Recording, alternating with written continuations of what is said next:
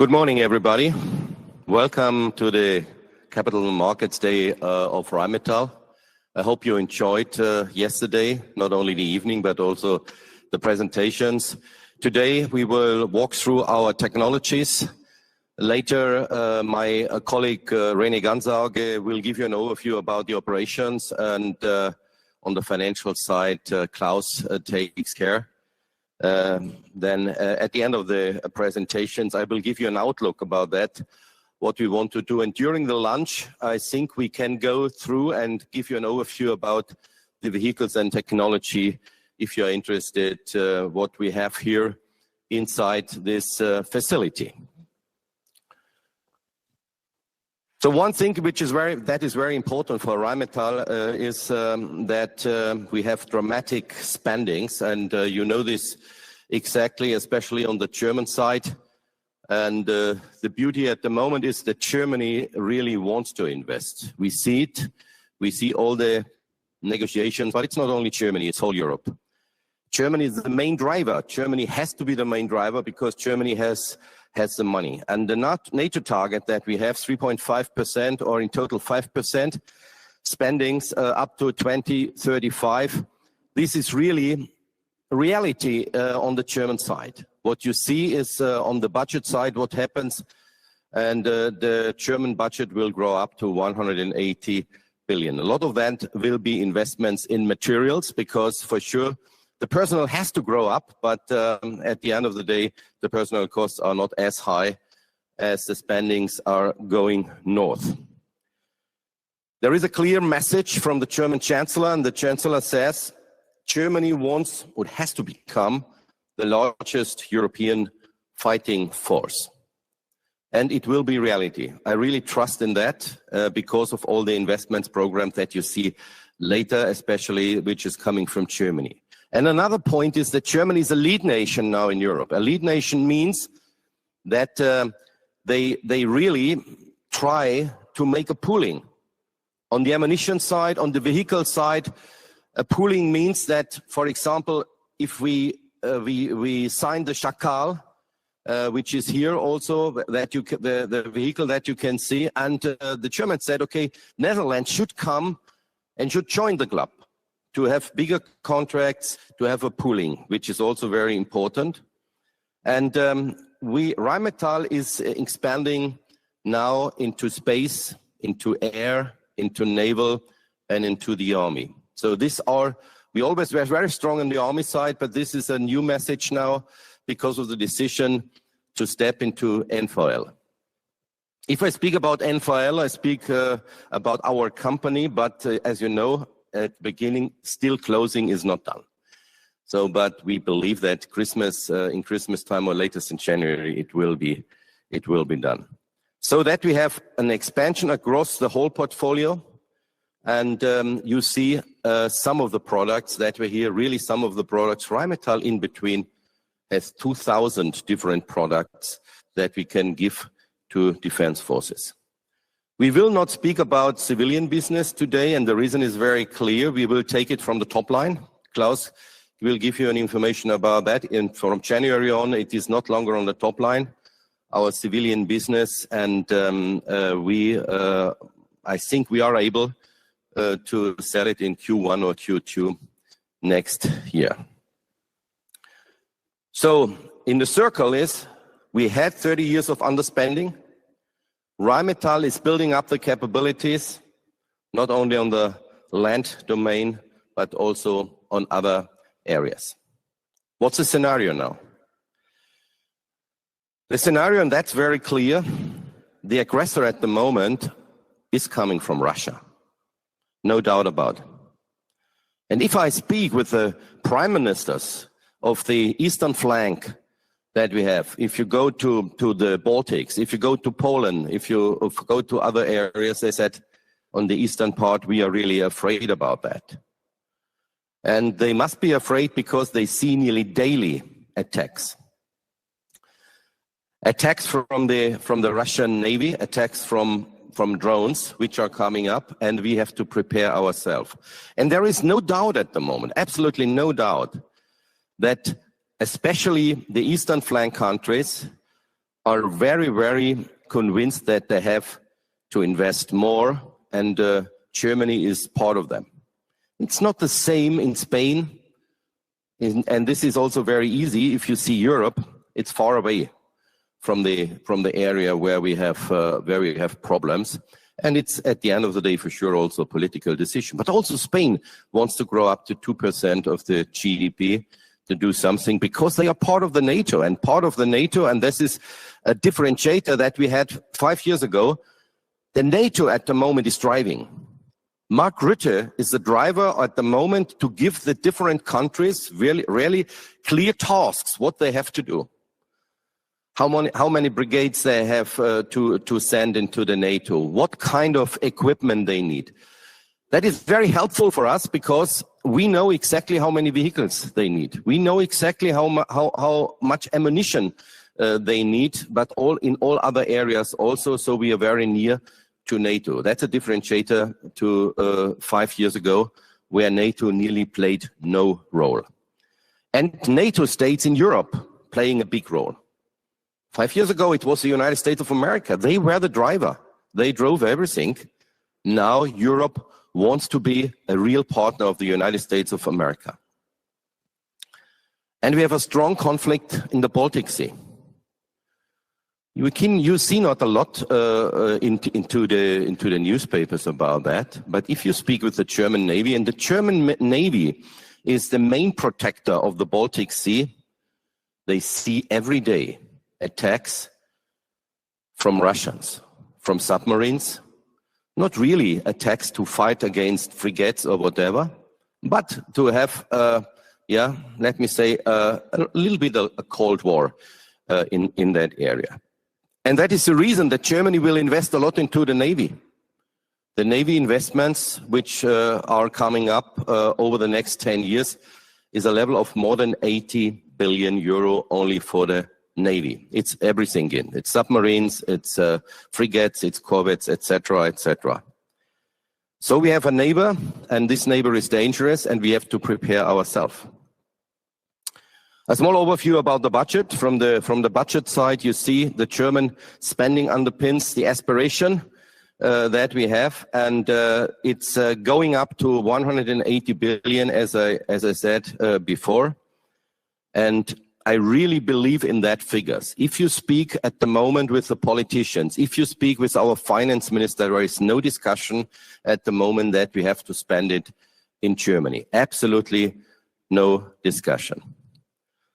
I personally thought that these numbers are too high because in our simulation we have not numbers which are as high.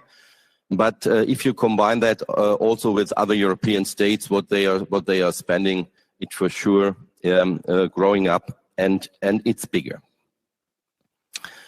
Coming back to a slide that we have shown you 2 years ago, that's also very important because a lot of people ask us, is it possible to hurry up, to grow up, all that things? And this is again what we have shown you 2 years ago. We need for ammunition, from order intake to production, 6 to 12 months. We need for logistic vehicles 12 months, for medium weight vehicles up to 18 months, for main battle tanks 24 months, and for soldier systems with all the electronics inside, we need also 12 months. So we are able to react in 1 year, mostly in 1 year. Very rare cases we need 2 years. So at the end of the day, we are very fast. And you sit here at the moment, in a factory where, 2 years ago, we had Bush here 2 years ago. And it's possible to build in 12 months such factories that you have seen. The only thing is what we need is, from the governmental side, we need, let me say, a safe base. And the safe base is to have long-term contracts. And we discuss a lot with our governments about that things to get these long-term contracts now, and I think we will get it. What are now the budgets that Germany wants to spend over the next years? And this is what is in the planning. sometimes a little bit it changed. Yeah, if ammunition is going from 80 billion to 60 billion, and next year it again is going up, it doesn't matter. So this is the figures are so big. Yeah, I'm absolutely not afraid that something happens in this area, but Germany wants to invest 80 billion in ammunition. As I said before, a little bit more than 80 billion in Navy, 10 billion on air defense, 10 billion on drones, more than 50 billion on vehicles, 35 billion in satellites, and also 35 billion in digitization. The reason that we have shown you digitization yesterday is that we change at the moment really our company. Rheinmetall is changed and we are getting more and more a digital company. And the reason is not that we are not convinced that vehicles or platforms are not important. We are convinced they are important. But we are convinced that the future is the connectivity. And without connectivity, you are not longer able to be a platform producer. And the platform is the base. The platform is the base for that. So that's the basic know-how that you need. And the digitization, what you have seen yesterday, from satellites pictures to the drone pictures, to the battle management system, where the algorithms are coming from Rheinmetall. And for your understanding, and I really take time today about that, the starting point from Rheinmetall was not to say, okay, we are the kings of battle management systems. The starting point was 20 years ago that we are the digitization guys from the soldiers. The soldier system, which is a big digital system, yeah, was the starting point of Rheinmetall, and we started 20 years ago, together with the German government. Now we have implemented in different countries our soldier system, but this is the starting point. From the soldier system, we go to the vehicles. It was impossible to communicate from the soldiers with the vehicle side digital, because the vehicles were not digital. So for your understanding that is the reason that we have the DLBO program. The digitization the land-based operations, yeah, from the army side, the digitization from the army is the second point. The soldier system is worthless, yeah, if you don't have also the digitization on the vehicle side. So, and with the digitization in the vehicle side, you can communicate, because 24,000 vehicles over the next 2 years will be digitized. This is the second big contract that we have. There is multi-billions for the soldier systems, multi-billions for the vehicles. And now the next step is coming. If the vehicle are digitized, we have to go to Navy and to Air Force. On the Air Force side, we are on the way with F-35, because F-35 will be the backbone for digitization, for information flow from the Air Force to the Army. And the frigates and corvettes will be the backbone for the digitization from the Navy to the Army.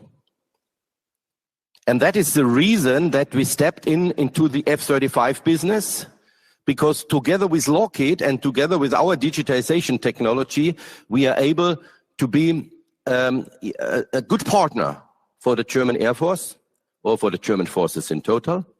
And now with the platform that we stepped in NVL, we are able to be a good partner for the whole German forces. That is the real thing behind NVL. It's not that we say, super, we are able now to build a ship. The ship by themselves is 25 to 30% of the value. But the equipment on the ship, this is really what is important. Missile system, missile launcher, the combat management system on ships, etc., etc. And we do the same what we did on the Army side. We make a vertical integration on the naval side. Nobody at the moment is doing that.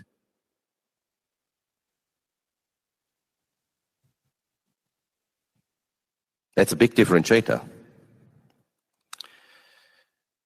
So what happens now in Ukraine, and how important is Ukraine? And is Ukraine a game changer if the war stops? A lot of people always asking me, yeah, but what happens if tomorrow the war stops? The Ukrainian business, yes, it's 1.3 billion. If you want to grow up to be a company of 50 billion in this area, it's a small piece, the whole arena that we have, and the backlog is 1.7 billion. We deliver a lot, and we could deliver much more, but it's a money issue. At the moment, the Ukrainians have no money about that. The Americans stopped spendings, the Europeans not stopped spendings. Today there is another meeting, as you know, between the Chancellor and the Prime Ministers from UK and France in Berlin. This evening they have a dinner there, and they discuss how much spendings are coming. But we see at the moment the spendings are going down. We give them something, we give them always ammunitions, but it's absolutely not enough, really, to fight the Russians back. But what we want to show you, we have from vehicle services to the links localization, everything in place. But at the moment, it's a small business if you compare it to the rest of the Rheinmetall business.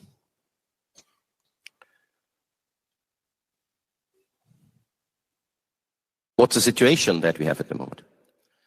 We have a significant progress on our growth path. And you see it, first of all, on the backlog. As you know, the expectation is around 80 billion, end of 25. And I told you also during all the conferences that we had, that we have a potential to grow up to 120 billion mid of next year because of all the big contracts which you will see later. So the sales on the defense side, we have a growth rate of 35 to 40% on the sales side. I think there are not a lot of companies also in defense who have a growth rate between 35 and 40%. But we stay on that level. And the reason that we are able to do this is that we really reorganized our operation systems. René will give you an overview about that, what we did. And you have seen some of that. For example, yesterday, if you go here behind that wall, it's a fully automated production line. As I said, here 40 people per shift are able to produce up to 500,000 shells and 350,000 full shots of ammunition. That's also a differentiator. You cannot see a production line like that on a second place in the world at the moment. Not one. And I think a lot of your people had also a look into our partners or competitors, however you want to call them, to go in. And the operational margin will grow. And if you see, and we gave a lot of information, and I think there is one information missing here. The operating margin that we have on the defense side is going nearly to the 20%, which is our target. Because here is also the civilian business, which is a flat business and which makes no profit inside. So next year, the figures will for sure change if we take the civilian business from our top line. And what we also doing is we believe in partnerships. We believe in partnerships in joint ventures. And we discussed it yesterday. 3 years ago, Rheinmetall has no clue about satellites. But in a strategic meeting, we, the board of Rheinmetall, yes, we asked our people, what the hell is the reason that we are not going into space? The people told us, yes, because we have no clue about that. I said, can we find a way? Then he said, okay, I want to have in the next 2 weeks a statistics about all the satellite producers. And we found that ICEYE is a 100% good partner for us because it's a small company. They want to grow. They have good technologies.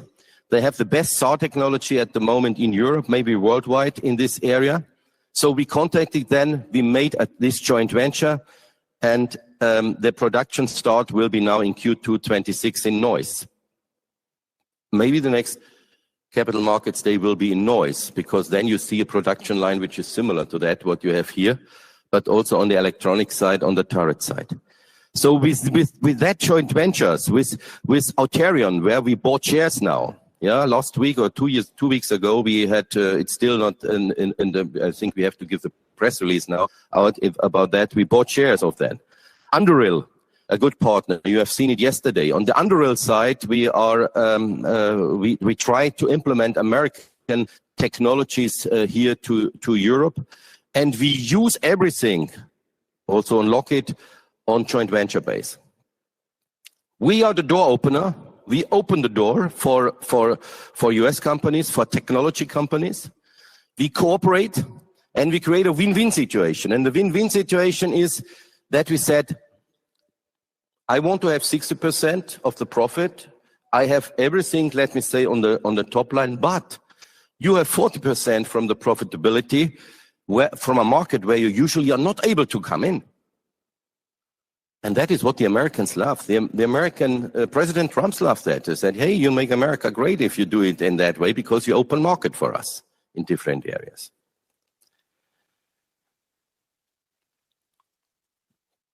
We are a German cross-domain system house. And you see it in these areas. And we speak about ecosystem. What we build up is to build up an ecosystem for our governments. And this ecosystem is going from sea to air and space. And the center of all that, for sure, has to be digitization. This is what we tried to show you yesterday also. I'm coming always back to that point, because a lot of people always telling us, Rheinmetall, yeah, it's a gun producer and whatever. It's wrong. We are a gun producer, but we make 1.5% of our sales with guns. It's nearly nothing, and it's an important thing, because with guns you can sell ammunition, because you have the combination between that, but at the end of the day it's much more behind. And maybe that's boring for you, but it's important. Again, we have a worldwide ecosystem, and we created especially a European ecosystem.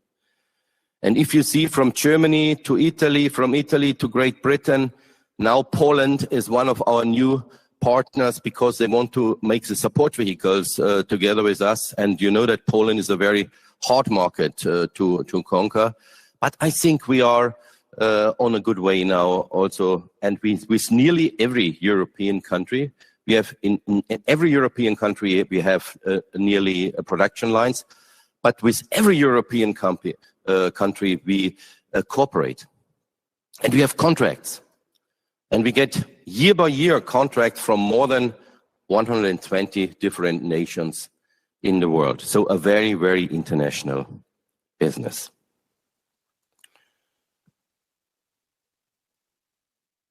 From January on, we will have a new organization. I think this is also a very important point for us. As you know, last year we implemented a centralized operations. The divisions are still for sure responsible for the P&L, yeah? But René is taking care about that they have the same operation processes. He takes care about automation. And he takes care about that we do not have 5 different strategies of our automation processes and our internal digitization processes. That's also very important. So to have a transparent IT system, etc., etc. Otherwise, it's impossible to have this growth rate. But now we said, okay, we have vehicle systems, and the biggest job of automation over the next 1.5 years is in vehicle systems. Weapon and ammunition is done. You see it. Yeah. More from the same. That's easy. Yeah.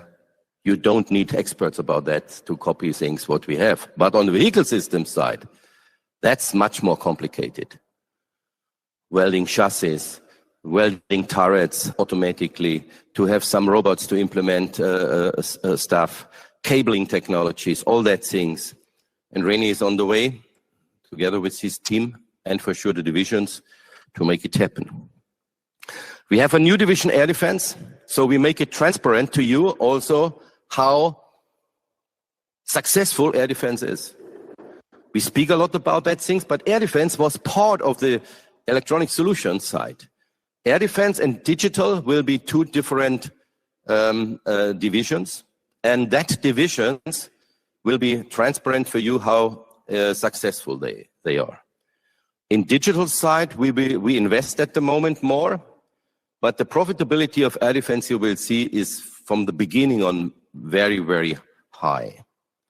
And we will have, for sure, after closing, and we hope that we have this in January, naval. Rheinmetall Naval Systems is another new division that we have. So that's a new organization that we start in 2026. The NATO is telling us what we have to do. The NATO says very clear, where are the gaps? And if you see the gaps that we have at the moment in NATO, and including United States of America, you see air and missile defense, artillery systems, ammunition missiles, drones and drone defense systems, military mobility, strategic trailblazers or protection and infrastructure, cyber and electronic warfare.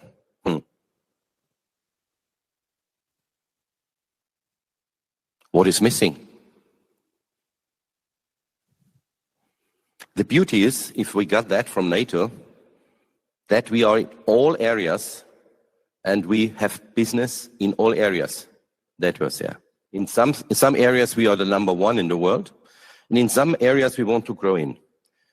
Military mobility, super. Munitions, really good. On the missile side, we have to grow in. You are here in the place, in 1 year's time, we will produce components here for missiles, here in that factory. This is not the whole to make capital market days for sure, yeah? So we want to produce here something, yeah? Artillery systems, who is better? And air and missile defense, we are very strong on the cannon-based, but you see a lot of new products also, all in these areas where we step in. And this is the growth path in NATO. Here is where NATO creates growth. And in all domains, in all 7 domains, Rheinmetall is working and will expand their product portfolio. And this is nothing for 2 or 3 years. This is a strategy for the next 10, 15 years, which is perfect because of the contracts which will come up. And what are our internal targets? What is what we want to reach? What is our management target? The whole management team wants to reach this target. In 2030, we want to be on a sales around 50 billion euro. This is what we want. The operating margin is, and I said, here is still on 25 with 15.5% the civilian business inside. We will be maybe on a level of 18, 19% this year on the defense side. We want to be bigger. We want to have better figures than 20% on the operational margin. And the cash conversion rate and the investments are this year, next year, and also I think a little bit the year after next year, but then everything is done. The investments that we have to do on the vehicle side is much smaller than the investment on the ammunition side. It's by far the biggest investments. Powder plants to produce these chemical industry factories. This is a huge investment that we have to do, but then it's done. And after having done that investments, the investment rate is going down so that the cash conversion rate has to grow up to more than 50%. A very important part is for sure the down payments, and on the down payment side, we are working hard with our customers at the moment to get the money, and we are on a very good way. A lot of customers are very happy to give us 20 or 30% down payment, and if the really big contracts are coming, which I go now inside the discussions, you will see that we will be also in good shape. Like last year in Roma, I want to go into the segments and want to give you a detailed information about that. And we speak about 2030. We don't speak about the next year. We speak about that, what's really going on, what we expect and what is coming. Vehicle systems has a potential of 13 to 15 billion in 2030. What's the way to that 15 billion? You see now the years 25, 26, 27, etc. And you see, and that's very important on the bottom line. So the light blue to the dark blue. The dark blue, for example, here, if you see the Boxer, it's a contract between 10 and 20 billion. A single contract between 10 and 20 billion. And the light blue is up to 2 billion. So these are the smaller ones. Sometimes I know this company very long, and sometimes it's for me, if I see all these figures, it's like a wonder world, yes, because we spoke 6-7 years ago about contracts 200 million, 500 million maximum, about that. Now nobody of you takes care if we said there is a 200 million contract that Rheinmetall is booking. I get a call and then you say, hey, where are the billions? Here are the billions. Here are the billions. This is what will come. So, and if you see the whole product portfolio that we have on the vehicle side, the whole product portfolio is in a good range. The biggest driver will be the Boxer, and the German business and also the international business. Yes, because there are also a lot of international contracts which are coming in, like Italian Panther, also like the Romanian deal that will come. It's on the link side. There is a huge contract coming up. We signed it last week, the agreement, and we will sign when the safe money is coming. We will sign the real contract. Hopefully in end of Q1 or Q2, it depends a little bit when the safe money will come from Brussels. Now Europe, if you see all that things, it would be impossible to do all this international business without safe money. The safe money is the driver for that. And the 150 billion that safe is giving the nations finance their programs. And we are with all European nations at the moment on the way to take the safe money and to give them partnership. Because in safe money, you need two countries. In the links, for example, it's Hungary, it's Italy, it's Romania. So if you have one country, the second country, is looking, how can we combine it with safe money? Because safe money is a huge advantage, as you know. Up to 2029, you have to pay no interests. And after that, yes, you have to pay nearly nothing in this area. So it's free lunch. It's free lunch to bring the investments in the European Union into the right level. And this is exactly what happens now here.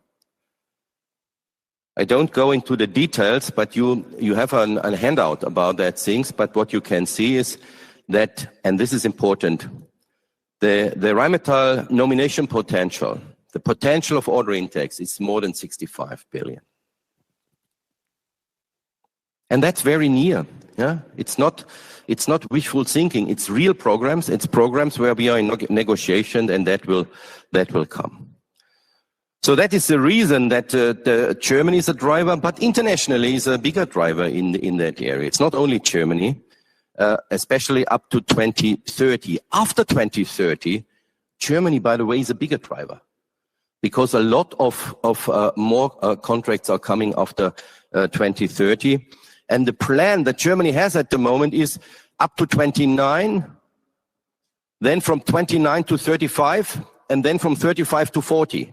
These are the three areas inside the plan, rearmament program from Germany. So you see that we think very, very long term. It's a 15 years period that we are thinking. And here you see, I think that's I love that picture, because in that picture you can see really what happens. So driver number one is not the main battle tank. The main battle tank is here. Driver number one is the Boxer. It's the 8x8 vehicle. And it's, as you know, it's not longer allowed to speak about numbers because the Minister of Defense don't like that. But it's easy to calculate. It's thousands of vehicles that we have to produce. And our operations team has now a clear job to say, okay, we have to start next year with the automation program, and we have to grow up. And we said, at the end of the day, the Boxer fleet, together with our partners, we have to produce 1,000 Boxers. This is a clear target per year. If you see what happens at the moment, yes, we produce 50, maybe 100. So we really have to accelerate this area, and we have to do this with automation. So Boxer is number one. Medium wheeled is a small thing. This is all the 4x4 vehicles, yeah, which is but tracked vehicles, infantry fighting vehicles. The vehicles that you have seen here. So Boxer, this Chacal is the number one, or heavy weapon carrier. Then next one is the Lynx and the Puma. Also the Puma is a multi-billion business because Germany will have a second lot and a third lot of that. And this business, and that's also not bad for us, I would say, is without competition. And why is it without competition? Nobody else has such a vehicle. And if you have a qualified vehicle like the Chacal here, yeah, if you see here this Chacal, that we will produce thousands of them. Nobody's qualified, because if you have it qualified in a country, you cannot qualify another vehicle. Usually they don't do it because they said it's too expensive, it's not good for the logistics, etc., etc. So this is for the next, and they said 15 years, this is a program for the next 15 years. And if you see 2030, I don't speak about 2035, because it's, let me say, unrealistic to do it. But this is not the end, because we are still in the ramp-up curve, you see. And if you see, if you studied mathematics, and if you see that, you see this curve is not going like that. This curve is usually, yeah, going into the right direction. It's going north. Is there an end? Yes. It will be an end, yeah. But I see at the moment that the story will continue up to between 35 and 40. Because otherwise we are not able to deliver as much as they want. And the other beauty on the vehicle side is that usually, and I see that on the truck side, ja, ich nehme mal die Zeit, die ich brauche. Is this boring for you? Okay. It's not boring, so we have time, hopefully. Yeah. The other thing is that the numbers which are here they are huge. The Lynx, yeah, this vehicle that you see here is it will be a new star. If everything is running well, we have to produce 3,800 in the US, 209 in Hungary, 300 the Ukrainians are looking for, 298 in Romania. This is what we signed last week. Poland is looking for that. Greece is looking for that, etc., etc. 1,050 in Italy. So this is a new star, and we don't speak about small numbers. We speak about very, very high numbers. That's the reason that it's really going up. And we want to make a successful transformation of the United States on this business side to be also a powerhouse in the States. Is that in our plan? No. We have $2 billion per year in our plan in the United States. If we win this contract, for sure we have to grow. We are much bigger than in the United States, but we don't have it in our plan for 2030. Weapon and ammunition, 14 to 16 billion.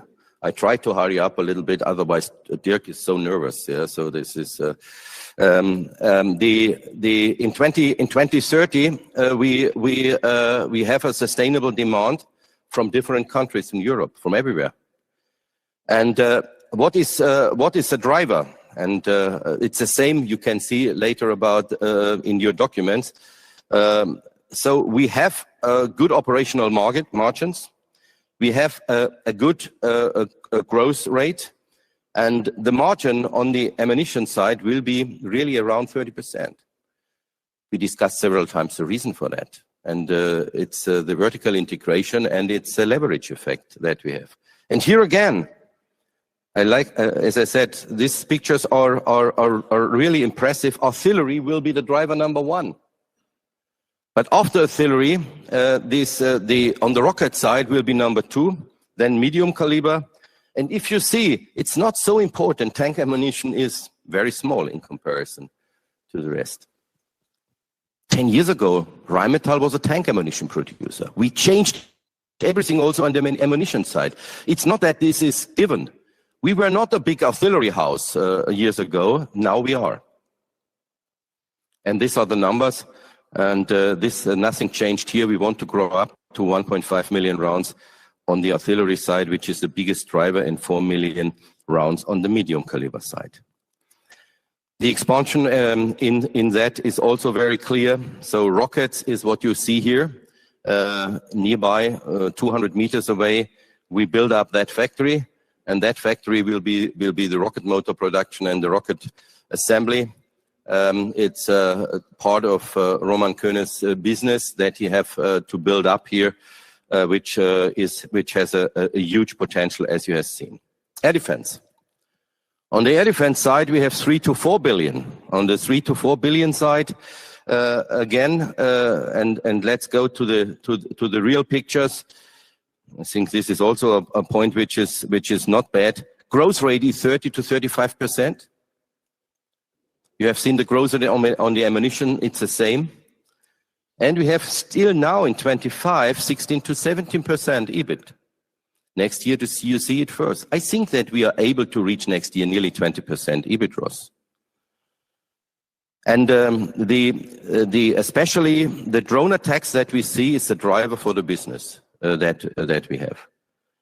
And the capability gap that all the nations have in Europe are huge, so that we have a massive business. And for sure, we have lessons learned from the war in Ukraine, and exactly that is it. And we have videos where you see several shutdowns of Shite drones. And what you see here is, and that's also, I think, a very interesting piece, is up to 4 kilometer protection radius. We have it gun-based because it's much cheaper, much cheaper than the missiles are. And the turret is platform agnostic, so we can use trucks, we can use every vehicle to implement that turret. We have different ammunitions, and these ammunitions are cheap in comparison to missiles. The price of one round is about $1,000. And we shoot usually 3 to 5 rounds. If you want to be safe, shoot 7 rounds. Then you have €7,000 mission kill in comparison to 100,000 on the missile side. And if you see what is coming in on the Ukrainian side, 90% of the attacks are coming from Class 1 and Class 2 drones. Class 1 are the quadrocopters, the small things, and Class 2 are the Shahid drones. And 90% of the attacks are coming from them. the hit probability that we have at the moment on these drones is more than 90%. So we shoot down more than 90% of that drones. So at the end of the day, if we shoot down them much cheaper than the drones are coming in economically, it's nonsense what they are doing. The only thing what you see in the newspapers is, and in the television shows, is the two drones who are coming through and hit it, let me say, a building, and yeah, sometimes unfortunately they hit the wrong target and then people die.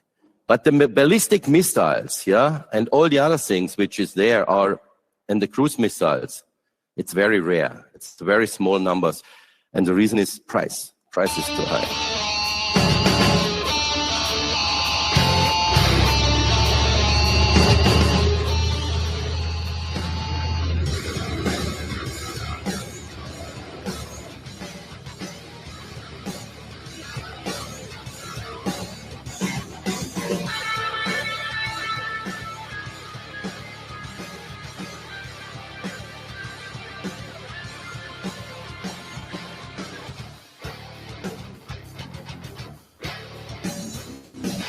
Target 8066 engage. Tracking.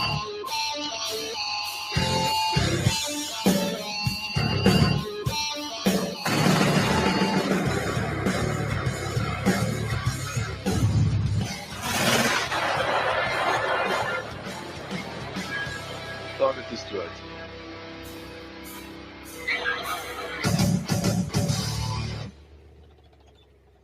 The system you see here, exactly that system, will be next week on the way to Ukraine. This is the first Leopard 1 chassis which is going to Ukraine. So now a very interesting calculation, and we did that calculation also with the Ministry of Economics about the critical infrastructure and how many facilities we have as a critical infrastructure, especially in Germany.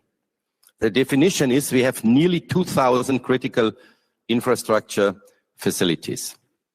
And you see what is critical, from finance system to Bundeswehr areas to information and telecommunications, etc., but also transportation hubs and also medical on the health side. If you see that, there is a concept at the moment. How can we protect it?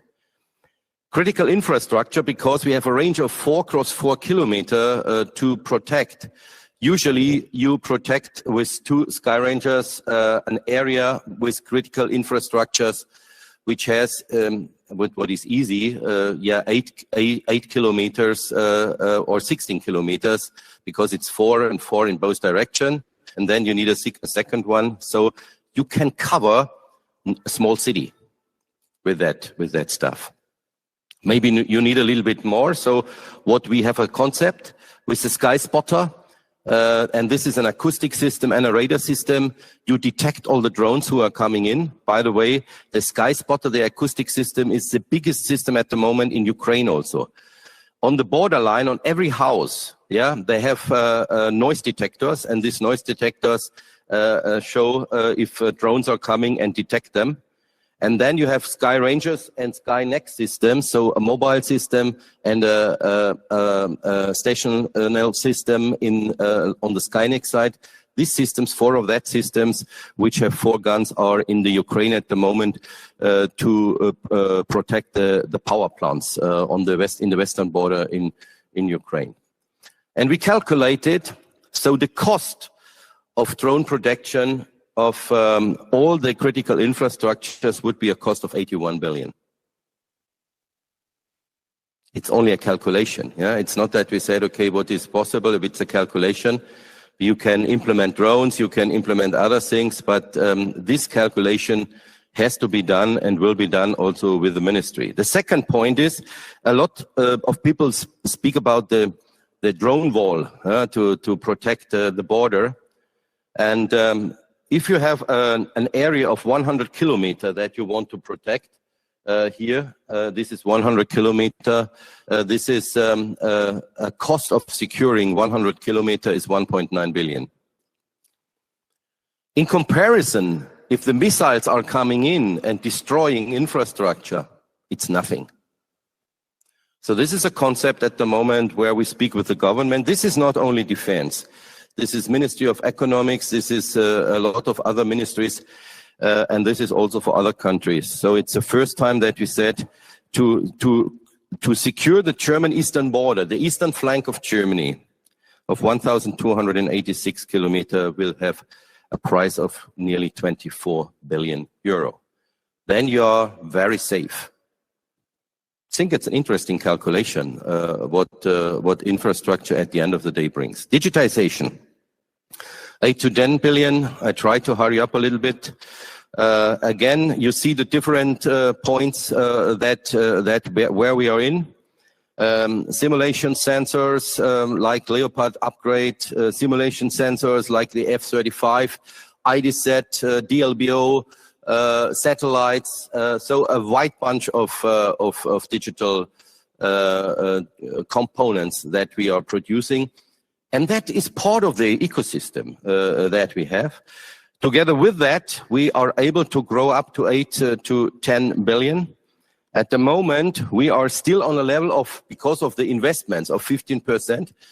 We invest a lot, as you know, in F-35. We invest a lot in the algorithms now for the new systems, but that's important. But we are still very profitable. We are not like a startup who says in the next 5 years we make loss, and then inshallah we will come. And so we have this 15% profitability, and we have 40% growth rate. And with that growth rate in digitization, because you know software is easier to copy than hardware. So it's easy at the end of the day for your understanding how the profitability will go on digitization. It goes north, 100%.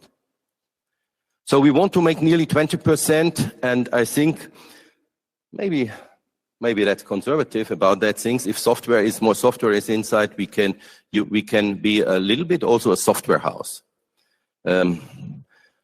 As I said, on contracts like Taiwan, we are the defense telecom, Deutsche Telekom of defense, because we give the net. And here in these areas on the digital side, we are a little bit the defense Microsoft for Germany, because we give them the software. And here you see what are the big drivers. And the big drivers are really the digital solutions. Here, this the dark blue one, digital solution is one third, but we do also a lot on the sensor side, and aerospace services is coming very slowly. Yeah, space is also coming slowly, but every billion counts, and we want to grow in these areas. But the growth rate in that areas, yes, is coming later. It's coming after 2030. It's not possible to do it in 2030. And there is a clear credo from different NATO leaders in these areas, and I only want to take one.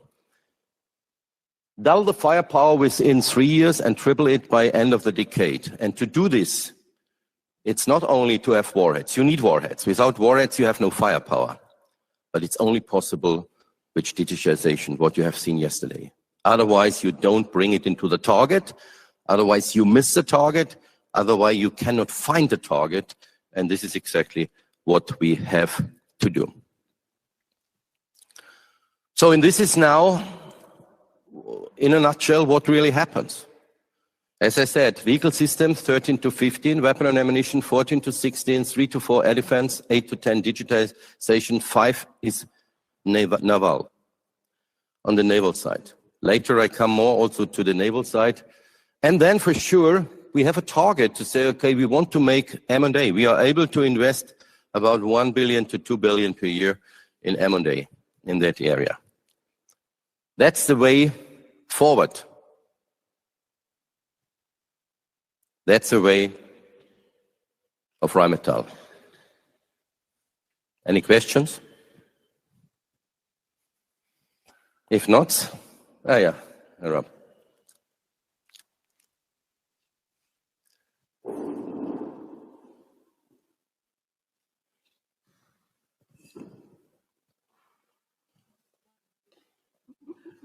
Let's meet in the middle to speed up things. Thank you very much. Just a quick question. The only thing that really puzzled me was your statement about the 120 millimeter ammunition, because when I look at plans to grow the MBT fleet, you would think that as a knock-on effect, demand for that would also increase. Yeah, but it's look, the main battle tank is a direct firing. On the direct firing, yes, you usually need, and that is the bad thing. The precision of our ammunition is very high. You usually don't. You need only one round to destroy the tanks. And if you see that we are able to produce 240,000 rounds, it will not grow. It will not grow much more. So it's fine to make 1 billion or a little bit more than 1 billion, but this is, at the end of the day, we are able to produce tank ammunition for the whole world. We need no second factory. All right, thank you.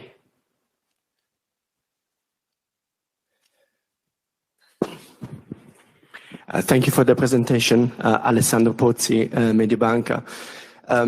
During your remarks, you talked about the safe money, the safe facility. How much of that is a driver of revenues into 2030? And do you think it's sufficient to get to the 3.5% target? Probably not. Do you expect the safe facility to be expanded, or do you expect new tools to be approved at the European level, such as defense Eurobonds? Second question is on 2026 guidance, or probably in terms of profile to 2030, your revenues, are they more back-end loaded? And any indication of what could be the growth in the 2026, if it's possible? Thank you. Yeah, we want to stay in a good double-digit growth rate. And usually I said to be conservative between 25 and 40%. This is exactly now what we say. It can be this year, let me say, is a very good growth rate. But I be conservative and said more than 25% per year growth is absolutely in. If you calculate that, if you grow 25, 30% per year, you come to this figure. Yeah? And this is what we have to grow. And the backlog is there. So I'm very optimistic because now the production lines are running. We have more production lines, so we can hurry up also on the sales side. On the vehicle side, we are at the beginning. We need, I think we have the ramp-up curve is really starting in 27. So 28, we are fully loaded with the optimization that René will tell you later. And so the real trigger point is coming then in 28 on the vehicle side. Digitization sometimes is going much faster. I see the satellite, on the satellite side, I see the first sales this year. Because if we sign the contract now, and I think we will sign it over the next weeks, we can immediately sell pictures. And what we do is, we, on the satellite side, this is maybe also important. The satellites are our satellites. We only sell the pictures. We are the owner of the satellites. Yeah, it's a small mask effect that we are doing. We get the contracts. With that contracts, we are able to build the satellites, to bring the satellites into the orbit. We have a contract for 3 or 4 years. The satellites usually work for 5, 6, 7 years. And every picture that we sell later, yeah, is pure profit, because there is no maintenance in the space. So this is, I think, a very also clever concept. Elon Musk did it, and we do it in a small scale. 40 satellites are the first contract that we have to bring 40 satellites, but Germany is planning to go up to 400. It's not the 6,000 that Musk has, but it's a good starting point for us if we come into this area. So satellites can grow earlier. Digitization, at the moment, we have a lot of programs like Taiwan, DLBO, other systems to complete the soldier systems. That this is a linear growth that is going up. So back-end loaded is very strong. The vehicle side, ammunitions is going linear, and digitization is going linear. As you have seen, the air defense is ramping up now, and the air defense is really starting in 27, 28 also to go to higher values. Safe money. On the safe money, I believe that there are two initiatives from the European Union which are really helpful. This is the ASA program. This was the first program where they have a small amount of money, 500 million. They want to have a ASA 2 program, which is a direct investment to the industry. This is very positive. This is a very positive thing. And the reason for that is because the industry is investing. You get a co-investment of 20%, sometimes more than 20% from the European as a donation. The European Union is giving you a donation. It's a free lunch. The ASA program, with the SAFE program, without the SAFE program, countries like Bulgaria, like Romania, they would not be able to invest such a lot of money. Romania gets 17 billion from SAFE. Yeah, they would not have the money, so they need it. And the terms and condition that you have, and you know is exactly as a banker in this area, yes, are great for the countries. Is it at the end of the day it's debt? Yes, but it's they do not feel it. And are there 150 billion enough? I think no, it's not enough, because every country at the moment is looking for that. Even Italy is looking for that money now, yeah, and to say, okay, we want to combine it. The Lince that we have, they want to finance via SAFE money, and also the Panther, and I understand that. But at the end of the day, if the European Union wants to give another package, a second package, there must be an agreement with governments who pay the bills, who say, okay, I protect the European Union, because, as you know, the European Union has no money by themselves. The countries have to give the money. At the end of the day, it's a point if Germany says, okay, you can give more and I protect it in the back. I don't know if that works. Okay, just a quick follow-up, if I may. And you also said that 2030 is not the end of the road. Potentially, we could see further growth into beyond that, basically. Yeah. Absolutely, and the point is that maybe European Union has to do something in this area, but in 2030 NATO will be not 100% ready with all the things that NATO wants, and especially on the European side, they are not ready. And if I see the planning, especially from the German side, they are looking not for safe money. Yeah, Germany is a little bit independent in this area. But German's plan, the plan of Germany is going up to 2040. And the other European countries have this plan also, but they only can communicate if they have a money backing. And the money backing at the moment is missing, and therefore maybe SAFE 2 has to come. I think I'm next, so it's Sebastian here from BNP. Hi. Just quickly on M&A, because you have in your 50 billion sales target by 2030 also about 5 billion from M&A. So if you could help us understand how well filled the pipeline is, and as you have also now said that you will put the power systems business as discontinued, can you just share the latest developments in terms of interest and what gives you the confidence to really put it as discontinued and to deconsolidate at the end of the day? Of interest rate? Not the interest rate, but the interest by parties that are looking into the business. If you could just share the latest around power systems on the exit. Yeah, so we have 7 investors who are interested to buy the business. We have 3 at the moment where we continue. The rest is out. So we gave last week the information to the guys who are out, who didn't pay so enough. That's very normal. Yeah, what you do with the 3? With the 3, we want to go to have a solution up to Christmas, end of the year. And if we have a solution, so it's binding offers. Yeah, if we have a real solution, then we will have the final negotiation in Q1, and hopefully in Q1 or Q2 we have a final solution, and we can sell the business. Pipeline? The pipeline from M&A? Because you put to target at 5. Yeah. As you know, we always speak about M&A if we are very near to this area. This is always the same sentence that I'm telling you, and I think that's a fair thing. What I can say is that we scan year by year 200 companies, and I think we did over the last 5-6 years a really great job on the M&A side. We always found a target which really fits to Rheinmetall and which fits into the ecosystem. I cannot say more about that things, and we will inform you if we are nearby. And you see on the naval side how it works. So we started 3 months before signing that we are interested in some areas. We didn't tell the target, but at the end of the day, out of the press, you can usually read it. But we are not so near at the moment with other M&A activities.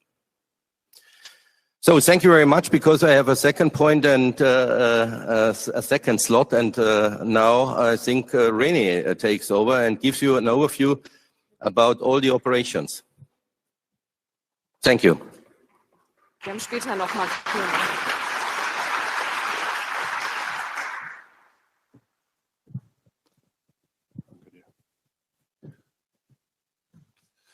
So good morning from my side, ladies and gentlemen. Thank you very much, Armin, for giving the outlook of what is ahead of us from a revenue point of view. And I would like to start my presentation with the last sentence on your slide: unfold the next chapter of growth. So to unfold the next chapter of growth, I think my goal for the next 35 minutes is to tell you where are we in executing that goal. And I will not just focus on 2030. I would basically like to start to look shortly into the rear mirror. And if we look into the rear mirror, then we can see that Rheinmetall over the last 3 years has already more than doubled its revenue. And if we focus for the future on the defense revenue, then we have been able just in 2 years to double already the revenue just on the defense side. And I will go deeper into the different divisions to give you not just an outlook of what has been executed, but as Armin Pappberger already mentioned, what we have been already in execution in terms of additional capacity increase, so that we are able to deliver the products which are ultimately going to help us to generate the revenue. So I will focus mainly on 2026 forward, and I will try to give you in 2 steps the outlook. How do we reach the 2027 goals, which is again a 2-year time span, and what are we already executing so that we reach the target of roughly 50 billion in 2030. So we are here in a brand new facility, and I had the opportunity over yesterday to talk with some of you about what is actually possible in Germany, and how were we able to pull it off. And there were 2 attributes in Armin Pappberger's presentation, which I will as well refer to various times in my presentation. And that is an ecosystem, and that is vertical integration. And if you look at the pictures, in February, end of February last year, the groundbreaking took place here with the German Chancellor. And I remember many discussions, because the goal for us was to build up this facility where you walked through yesterday, the lab facility and the shell facility, in 15 months. And I think, Armin, it's fair to say many people said that's going to be impossible. That's something we are not able to achieve, particularly not in a country like Germany. Now, 15 months later, we had the groundbreaking we had the opening ceremony of our location here. And to give you some figures which are beyond revenue, so we have established here 2 facilities with the size of 35,000 square meter production place. If we add the rocket artillery plant, which has roughly another 15,000 square meter, then we have been able to establish production space of 50,000 square meters here in Unterlüß.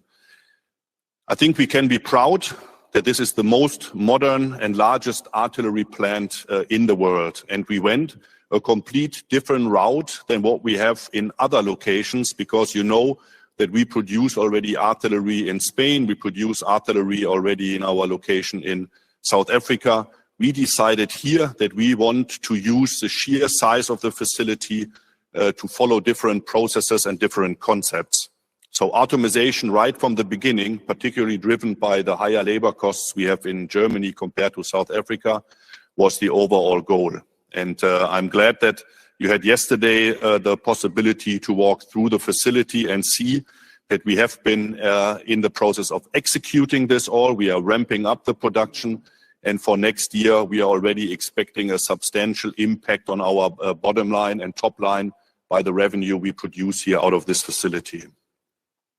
The good thing is the ecosystem we are having from a manufacturing point of view helps us to exchange with our existing production capabilities, as I mentioned, in South Africa as well as in Spain, so that we implement a network, a global network, which is constantly in the exchange of what we can do better. And I think this is as well unique. If you look at the competitor landscape, there aren't too many other Western manufacturers for artillery ammunition which have a capacity globally which goes up to over 1 million rounds by 2027. With this facility, we have been able to establish a blueprint. And not just with this facility, but if we look in Spain, if we look in South Africa, where we produce slightly different rounds than what we will produce here, we have now a blueprint which helps us to expand in Ukraine, in Lithuania, and in other countries where we have signed the contracts to establish capacity. And since we were able to do this here with the strong support, as Armin Papperger mentioned earlier, of the governments, and I think this is one of the key drivers you need in order to be able to execute in that short period of time such a big industrialization project. You need the support of the governments, you need strong partners on the supplier side, and I will later elaborate what competence, what vertical integration we have as Rheinmetall, which helps us to really be able to pull something like that off in such a short period of time. One of the big growth drivers, as Armin Papperger said, is going to be the rocket motor plant. So this is not completed yet, but yesterday during the tour, I think you saw already that we are in the process of building that facility up. As I mentioned, roughly 15,000 square meter of production space. We will have 27 curing chambers. We will have 2 big mixers with a size of 2,500 liters. So if you imagine there are double the size of what I am, we have here as well the benefit that we are in Spain in our location, currently establishing as well a mixer which has the capacity of 1,000 liter. We have in South Africa already the production of rocket motors. So it's nothing which is completely new for us. It's nothing where we wouldn't understand from a production and manufacturing point of view how to pull that off. Pretty much all machines are ordered. The real estate and the production hall build is on its way. And we are on track that by next year we will have the equipment established and will then be able to start to mix the first rocket motors. The rocket motor itself is a very important part. And in this lovely facility here, we will then be able, as you saw in the video, to introduce the additional manufacturing requirements to build up the complete rocket and be then able to sell up to 10,000 missiles per year. We had yesterday as well the opportunity to walk through our large caliber gun hall. And we have invested in the last 24 months substantially in new machines. So you saw there are many machines which are brand new. In total, almost a dozen new machine centers, roughly 15 million euros in investment was put into our capacity there. And we have been able to reach already more than double the amount of weapons we are able to build. Weapons is one important thing, but particularly in the Ukraine, we need to make sure that we are able to support with barrels. So if a barrel will need to be exchanged, we are already at 280 barrels, roughly 300 barrels capacity as of today. And the groundbreaking of a new large caliber gun hall took place at DSEI this year, where Armin Papperger, together with the Secretary of Defense, did the groundbreaking for our facility, which is in Telford. Why in Telford? Because we have there already a manufacturing facility for infantry fighting vehicles. So here again, we try to use the infrastructure, the production network of Rheinmetall to make sure that experts are available and we don't have to start completely off scratch in a greenfield project. An additional topic I very often get asked is, so how do you cope with the growth in terms of supplier? So if I take just the steel we need in order to manufacture the large caliber guns here, then in the past, maybe 5-6 years ago, our supplier base was rather limited. And it didn't need to be that we have multi-suppliers, because if you produce 20-30 guns per year, then you are fine with the capacity a single supplier is offering you. We have now already multi-suppliers just for our location here in Unterlüß. As soon as we start in the UK, we will expand here as well the supply base, so that we have then there a direct link, a direct supply of steel and whatever we need in order to be able to manufacture on-site large caliber guns.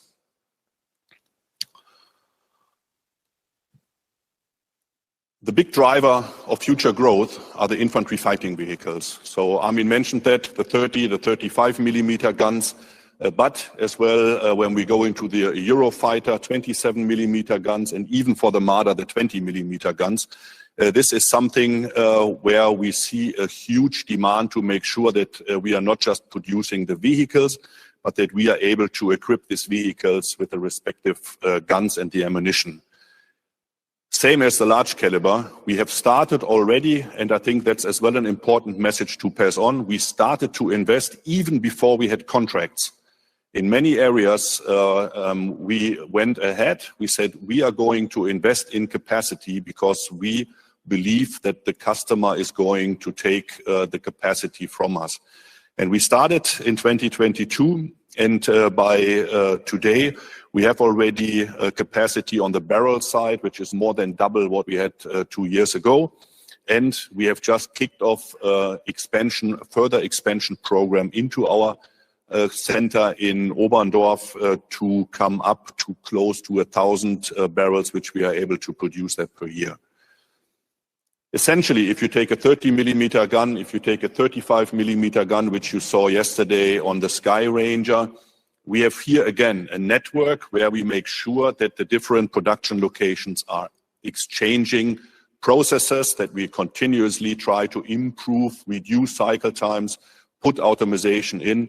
Some of the machines you saw in the large caliber gun hall, they are rather ancient if you want so, but everything we are going to put in new helps us to digitalize, to connect the machines with each other, and to apply continuous improvement to drive as well efficiency down.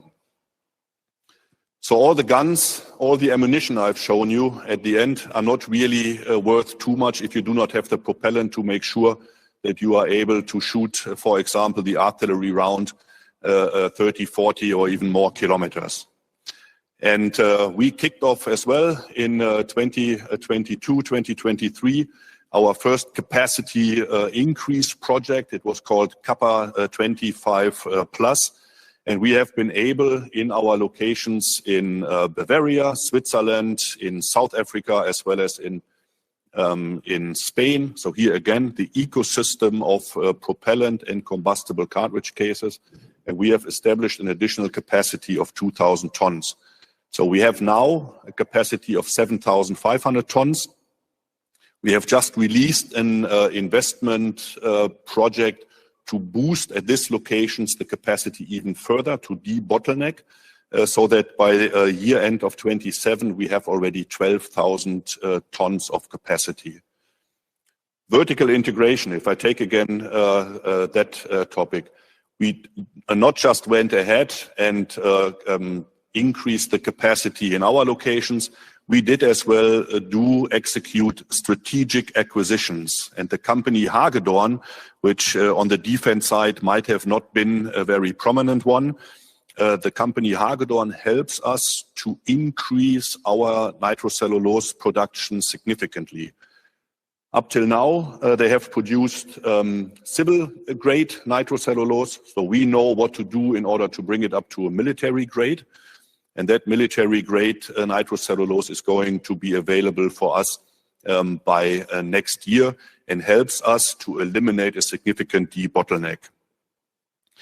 I would like here to just briefly address again supply. And I had yesterday at my table significant discussions in terms of what are material threats to Rheinmetall. And the example I used yesterday are linters. So linters are little cotton balls, if you want, so which predominantly are currently produced in China. So here we took as well a strategic decision. We pumped up our inventory so that we have now for more than 3 years linter in our stock.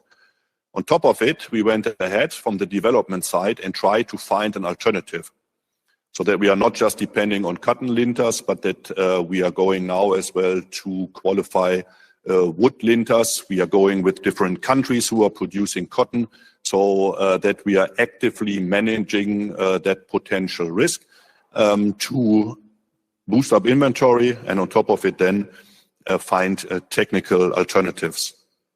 I think you know Armin was quite busy over the last few weeks to sign additional contracts with Bulgaria, with Romania for additional capacity. And if we now look towards 2030 and the continuation of growth, then this additional facilities, which again are blueprints of what we are executing already from a manufacturing point of view, in Germany, in Switzerland, in Spain, as well as in South Africa. So these locations are then closing the gap till 2030 for 20,000 tons of propellant and the respective modular charges for the future. So how are we actually able to pull these things off? And ecosystem is once again, from my point of view, the exact aspects where Rheinmetall has invested in the past, not just in an ecosystem from an engineering and a product point of view, but we have as well an ecosystem which helps us to pull off projects much faster than other companies might be able to do that. How are we executing this? We have a plant engineering team. And here you know as well that we have just recently acquired a company in South Africa, Resonant, which are the experts in chemical plants. So we have boosted up their resources and capabilities from a plant engineering side. From the industrial engineering side, I think here we can fairly say that the benefit of having an auto business in the Rheinmetall group has helped us to scale up production to something which is normal in the automotive side. So here we were able to make sure that we get the colleagues with the expertise to support us on the industrial engineering and the automation time. And I don't know if that's something which is really present to you. We have a big department which is coping with real estate, and not just real estate at its general terms. We have architects there, we have people who are calculating the statics, and they are the ones who are having the blueprints of the plans we want to expand as well in the future. So vertical integration for us means not just on the product side, but as well on the expansion side. We are deeply integrated. We have blueprints for the different aspects, let it be a chemical plant, let it be a gun hall, let it be an artillery production plant, and I will show you later as well something about the vehicle side. So the vertical integration on the engineering side in combination with the know-how we have as well on the product side, because as well on the product side, I think it's fair to say we are the most vertical integrated. If I use the example of artillery, then I think the only thing we really purchase on the shell is the steel. The rest, we are forming it, we are machining it, we are painting it, we are heat treating it. We are producing fuses, we are producing the explosives, and we are producing as well the whole value chain of the propellants.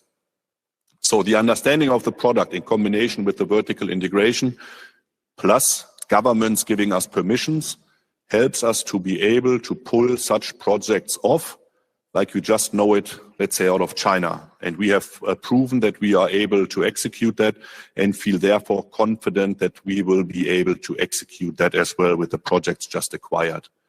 And that helps us as well on the vehicle side to execute our growth. Coming to the vehicle side, So Armin mentioned as well earlier, Boxer. So what is the road we see to up to 1,000 Boxers per year? And here again, going back maybe 2 years. 2 years ago, we did not produce a single Boxer in the UK. We did not produce a Boxer in Australia. We did not produce a Lynx in Hungary. So here as well, we established capacity, and this year is the first year where we are getting serious quantities out of these locations. We are in the process of building up new locations. Armin just said the contract in Italy with over 1,000 Lynx. So here we know already how a blueprint, how a footprint for a manufacturing site would look like, because we have just established the site in Hungary. And important is, every time we do build up a new production capacity, the network makes sure that we apply afterwards a lessons learned. Because there are certain things at the end of a project where you, in retrospective, would say, I would do it differently. And we want to use this know-how then for all future projects so that we don't make the one or the other mistake twice. So our footprint today, I think I've mentioned that already. We have today in total roughly 170,000 square meters of production locations or production space for infantry fighting vehicles. If we want to grow up to the 1,000+ vehicles, and I think that's a very important message, all we need is roughly 20 to 25% more in production space than what we have today. And why is that? Because what we do today, and I use the example of our biggest infantry fighting vehicle production in Kassel. What we do there today is we have a combination of different products we are building there. We have service business, we have a Büffel, we have a Panzerhaubitze, and we have as well the Boxer. So we are not at volumes which would allow us to switch to a manufacturing concept, as we know it, for example, out of our plant in Vienna. And you see at the little video there, in Vienna, which is our, from the pure volume, biggest manufacturing site with 2,400 vehicles we are producing there per year. We have established inline manufacturing process with lean aspects, which we are now implementing as well in Kassel. So we are a little bit, compared to the ammunition side, we are a little bit more at the start of executing this. But the general concept for Kassel will be focus on the Boxer, put there a manufacturing concept in place together with the colleagues out of the network where the blueprint in Vienna is there, apply automation concepts. Here for me important to mention as well, we will not end up in something similar like you would see at Volkswagen, because we are producing not millions of vehicles, we produce hundreds and thousands of vehicles. But I will show you later as well some concrete processes which we are already executing to automize. So we're going from producing a whole bunch of different vehicles in one location to focus much more, to get processes in line, to have production footprint which goes step by step, tucked by tucked, and therefore in Kassel we will grow up to over 500 Boxer per year production capacity. Automation. So I think it's easy to understand when you just walk over into the other hall and you see what we do here on the artillery side. So how do we address the whole topic of increased volume and the opportunity to decrease our manufacturing cost on the vehicle side? So you saw yesterday already the first robots at the cabin build, which we have already in production. We are automizing the measurements. We will have a paint shop, which is partial automized. We have logistic concepts where today people are moving much of the material from A to B, which afterwards we are going to have little robots driving from A to B. We are taking sub-components out of the manufacturing, have them assembled in different stations where automation can take place, so that we just take modules and assemble them into the vehicle to become much more efficient. And one of the big topics we are addressing, and this is as well something on the naval side where we see already a crossover to what we need to do, is welding. You saw at the beginning, if you have low volume production, then you have an individual who is taking the bolts, who is fixing them, who is welding them, and that was all good in the past. So what we do now is we not just go into two-dimensional weldings, we go into three-dimensional weldings, and we do this with all different materials. We do this with aluminum, we do this with armored steel, and we are executing this now in all the locations where we do welding. Shifting from the vehicle side now to the whole topic of air defense. So how are we managing to ensure that the growth of the air defense system is going to be executed? We have invested as well substantially in our air defense production centers in Switzerland as well as in Italy. And the air defense systems, you need for sure a gun. So we have now put a substantial increase of machine centers, similar to what I've showed you already in Oberndorf, into Zurich as well as Rome, where our production locations are. And we have established there a lean manufacturing concept where we assemble turrets. And we have the capacity in Switzerland for 140 turrets to assemble by the beginning of next year. We have already as well the same assembly line. So it's the same concept. It's again a blueprint. It's a network which we have put in Italy.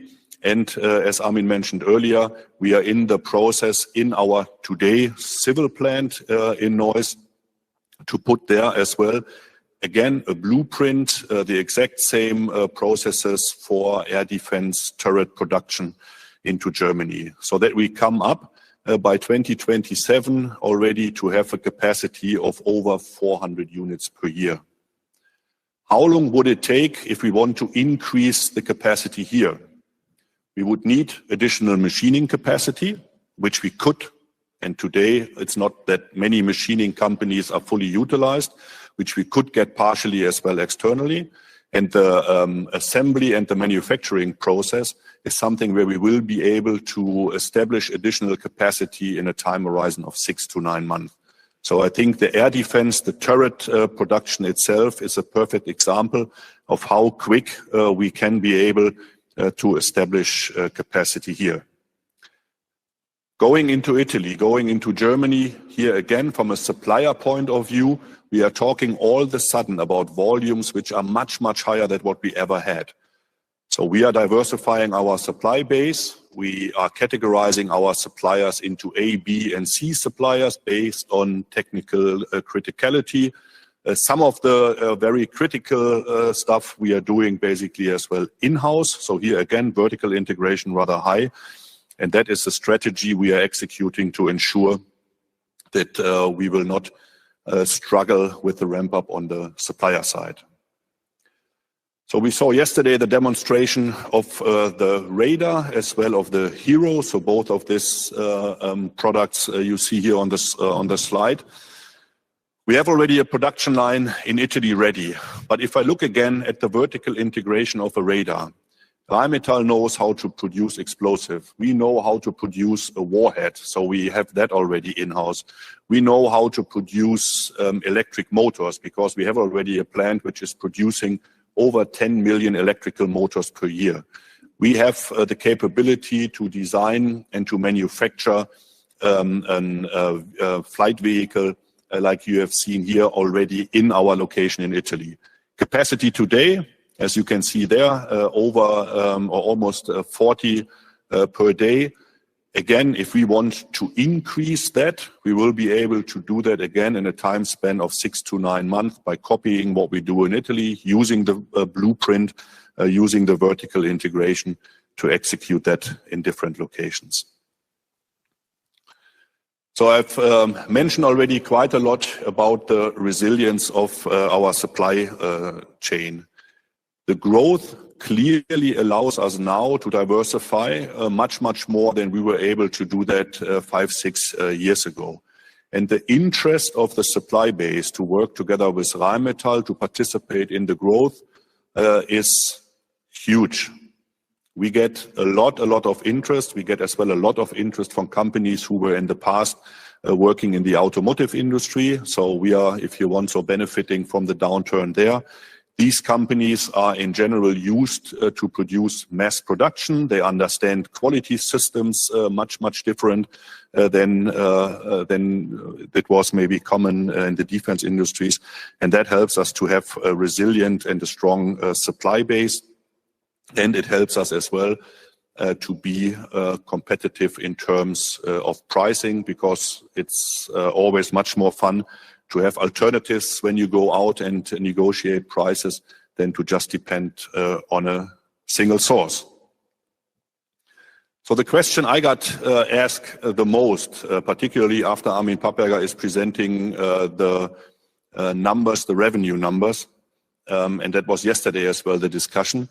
It was the question I got asked was, do you feel that you will be able with your team to manage that growth? Do you feel confident? And I have to say, yes, I feel totally confident, because I do not see any real struggle we would have that we are not able to manage that growth. Does that mean that everything goes without any setback, everything goes perfect? No. But in no industry that is the case. But with the blueprint we have in place, with the network we have in place, with the experience we have in place, I am absolutely confident that we are able to manage the growth, and that we are able, and I hope I was able to give you already in all the different divisions, the measures we are executing, and we have executed, and therefore I feel confident that we will be able to manage that. That brings me to the end of my presentation. So what are the key takeaways I want to leave you with? I hope I was able to demonstrate to you that the major capacity increases in all different areas are either executed or they are in execution, so that the 2027 as well as the 2030 growth is not just fantasy, but backed up already with the required capacities. We have the opportunity, and that's something we are executing now. More of the same was what Armin Papperger said earlier. More of the same allows then to go into completely different manufacturing concepts compared to having hundreds of different varieties. So that allows us to drive automation and supplier diversification. The deep vertical integration and the know-how of the product, of the processes, allows us, together with the network, together with having on the industrialization time this experience, to execute projects in record time, which we need to ensure that the growth is becoming reality.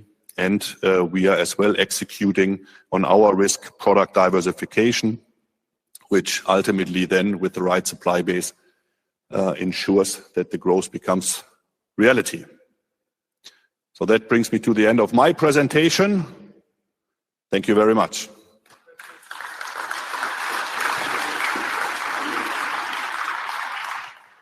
So the coffee is now a little bit colder, that we can speed up the process. Here we have coffee and some snacks in the back. Oh, I'm really sorry. Yeah. Any questions? Thank you. Saima Hussein from Alpha Value. So you seem very confident and I would say prepared, but as you nearly aims to quintuple revenue by 2030, scaling ammunition, air defense, naval simultaneously, what do you see as the most critical execution challenges? And quickly on automatization, to what extent automatization will come from retrofitting legacy facility versus new production facilities? And how should we think about the impact on CapEx, timing, and margins of this automatization process? Okay, so maybe I start with the CapEx, and I think Papega mentioned it already. The huge amount of CapEx comes with the chemical plants, and it's much less when we go towards the vehicle side.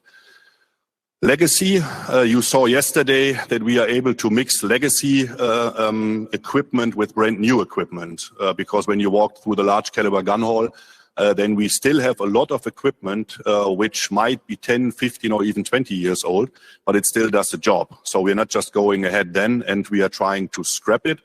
We are continuing to use it because it does a great job, and that ultimately means as well that we are very cautious with the investments we are basically doing. So what are the biggest challenges we are having? I try to point that out. I think we are working actively in making sure that we have the workforce in place, that we have as well the material which we see today critical, that we have them in place.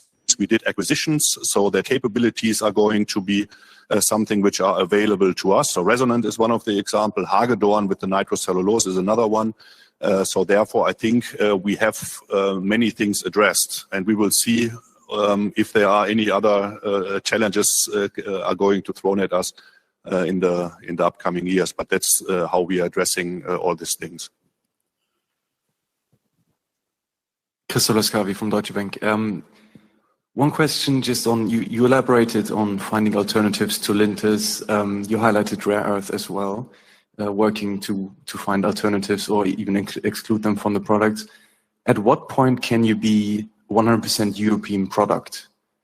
Or is that impossible with all the input factors? Is that a 3 to 5 year time horizon, or? I think that at the end depends as well on what product we are talking about. If I take the linters, so the goal is really in a time span of 3 to 5 years, because we have the inventory for 3 years to have alternatives ramped up. So we are in discussions, for example, with Turkey because they are producing cotton with the United States. So we have already alternatives which we are starting to mix in. On top of it, I mentioned yesterday evening already that we take now the wood linters to mix that as well in. But that is the process we are executing it. Thank you.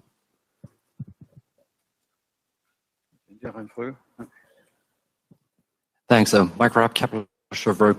Considering your ammunition production capacities, what stocking level by NATO does it take into account? 30 days or 60 days at a current level? Our capacity? Yeah. So are you prepared for 30 or 60 days stock keeping by NATO forces? It's 30 days or as of now. So we know if NATO with the non-US gun systems wants to stock up to 30 days, then roughly 10 to 12 million rounds are required to basically put into stock. Does that mean on the reverse, if the new requirement was 60 days, you would have to invest additional CapEx? I think if we would get the orders, then we would invest into the additional capacity. Yeah. But I think the capacity we have right now, let's get it ramped up, and then we see what the NATO is going to decide in order to increase the stock levels. All right, thank you. Sure. It's Sven from UBS. Thanks for taking my question. It's just on how you prepare yourself for redundancy and, making maybe the factories more autonomous against asymmetric threats like power failure, sabotage. I mean, we all have to take these things into account that they could happen.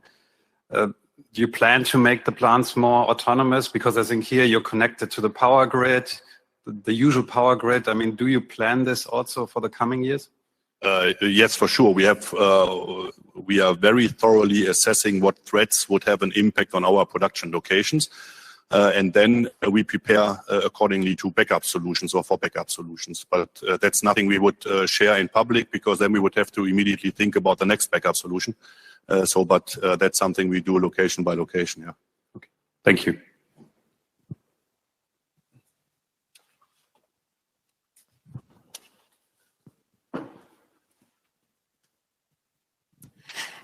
Claudia Mary from Jefferies. I have first a clarification on slide 47. When you put your 2x revenue from 25 to 27, is that on the base of 2025, including the civil business, or is that excluding the civil business? And my second question is actually on the defense electronics supply chain. We've seen obviously quite a lot of the peers having to move in-house some circuit printing capacity. Are you also doing this? Do you see any kind of potential risks to your sourcing in that area, and how do you reply to that? Okay, so it's excluding the civil business, and we have already capacity for PCBAs for the circuit printing.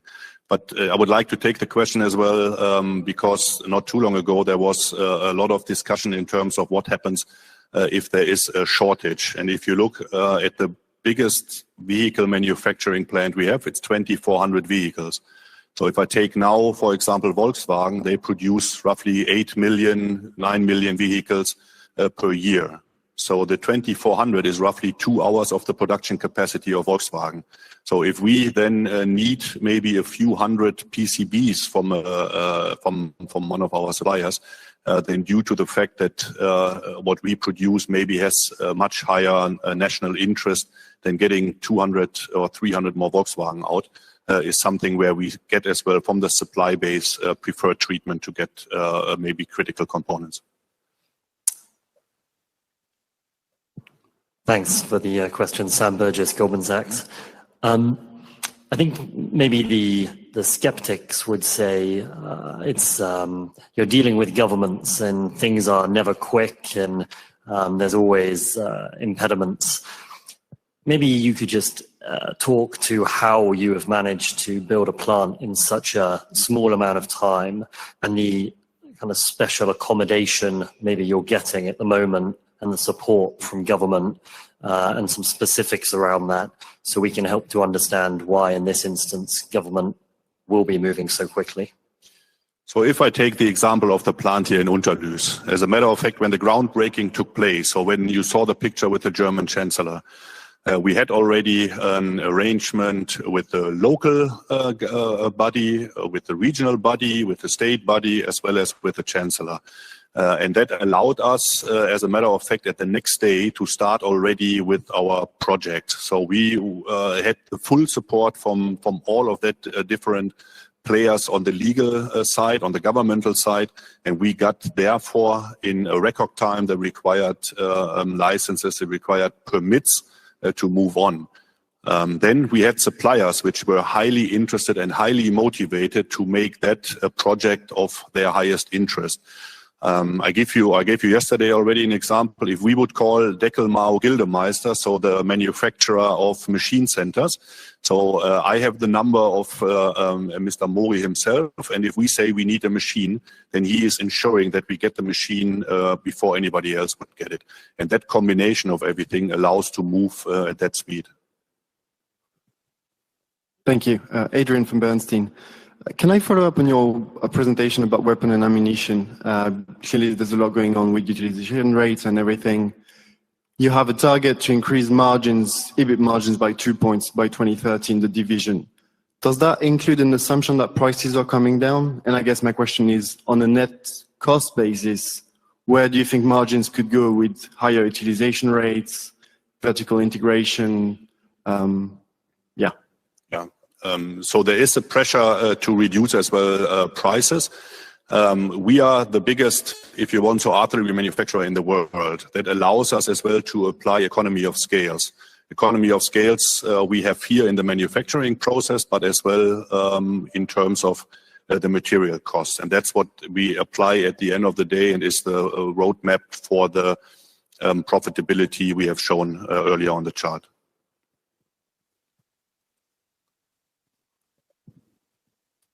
So if there are no further questions, I then would suggest that we move to the back of the plant and have a little snack and a coffee to refresh before we then go into the final presentation of the CFO and the closing remarks of Mr. Pappberger.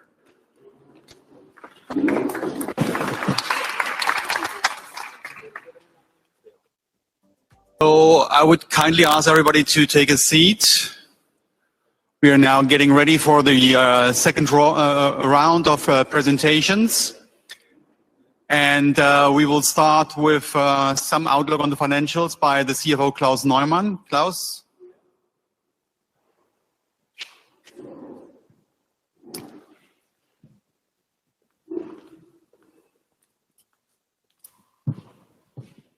So also a very warm welcome from my side to our Capital Markets Day 2025.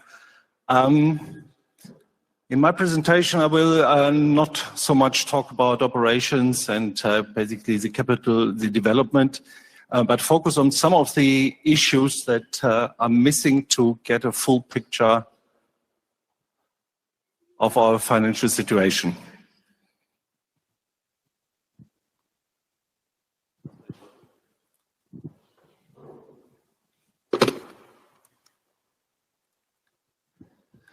So let me start with a brief look at our Q3 numbers for the 9 months up to September 2025. Those numbers, as of today, still includes the civil business. As Armin mentioned, towards the end of this year, when we decide on the future of the civil business, we will take the civil business out of the top line and also out of the operating result numbers. But as of today, those are the numbers for the whole group. We increased sales by 20% to 7.5 billion in 2025. We reached an operating margin of 11.1%, so almost the level of 2024. And we increased our earnings per share to 8.34 euros per share. We talked about the development in the different divisions, and we explained how this will develop, and some words on the non-divisional side and how this impacts the overall picture. We know that we will have a more integrated working together as part of the downward integration and the supply chains that we have in-house. So the consolidation line will also grow over time to roughly 6% of total sales, but that will be 6% of roughly 50 billion in 2030. And we will also have an opposite effect on the operating result consolidation impact. At the moment, the operating result in the consolidation of other businesses is impacted strongly by our IT transformation, as we mentioned on several occasions. And we have some impact from group-wide R&D. Both impacts will diminish over time, so we expect that the impact from consolidation on operating result will be roughly 1% of operating result in 2030. So as it's at the moment, in significant impact on our profitability, we expect it to be a really small effect going forward. In those numbers, and as you know, in our operating result, it's EBIT adjusted for PPA impacts and other special impacts. Just to give you an idea where we are at the moment with our PPA, and all those numbers are mainly driven by our acquisition of Expal in 2023 and of the acquisition of Lock Performance last year. Those numbers are driving these numbers. They will diminish going forward and will have an impact in 2026 again through the acquisition of the naval business. As of today, we don't really know how much it will be. We have a rough estimate, but it will increase again in the coming years. And we will update you about these numbers once we have completed the acquisition. As Armin mentioned, we expect to do so early in 2026. Some words on the minority impact. As you know, we have a significant impact on EBIT, on the profitability for our investors, on the minorities. We expect that in the short term, the profitability of our wholly owned subsidiaries will outperform the profitability of our joint ventures. But as we are setting up new joint ventures, Armin mentioned several in terms of satellites, in terms of services, in digitization, but also in terms of the joint ventures for the production of powder and propellants. We will expect that minorities again will have an impact and growth impact going forward towards 2030. At the moment, it's very difficult to predict exactly how this will turn out, but roughly it will be in line with our profitability growth. Armin mentioned that we have a cash conversion rate target of 50% or above 50% for 2030. And one of the key drivers is basically what are we doing with the cash and how we are managing by our liquidity. One big focus, and I will talk a bit more later on, is CapEx. We need to invest in the increase of our capacities, and we need to invest also in new facilities, also to increase our potential and make the growth on the sales side possible. One other factor, and that's also something we talked about several times, is our working capital at the moment is binding lots of additional cash, basically to ensure that going forward we can increase sales, we increase production.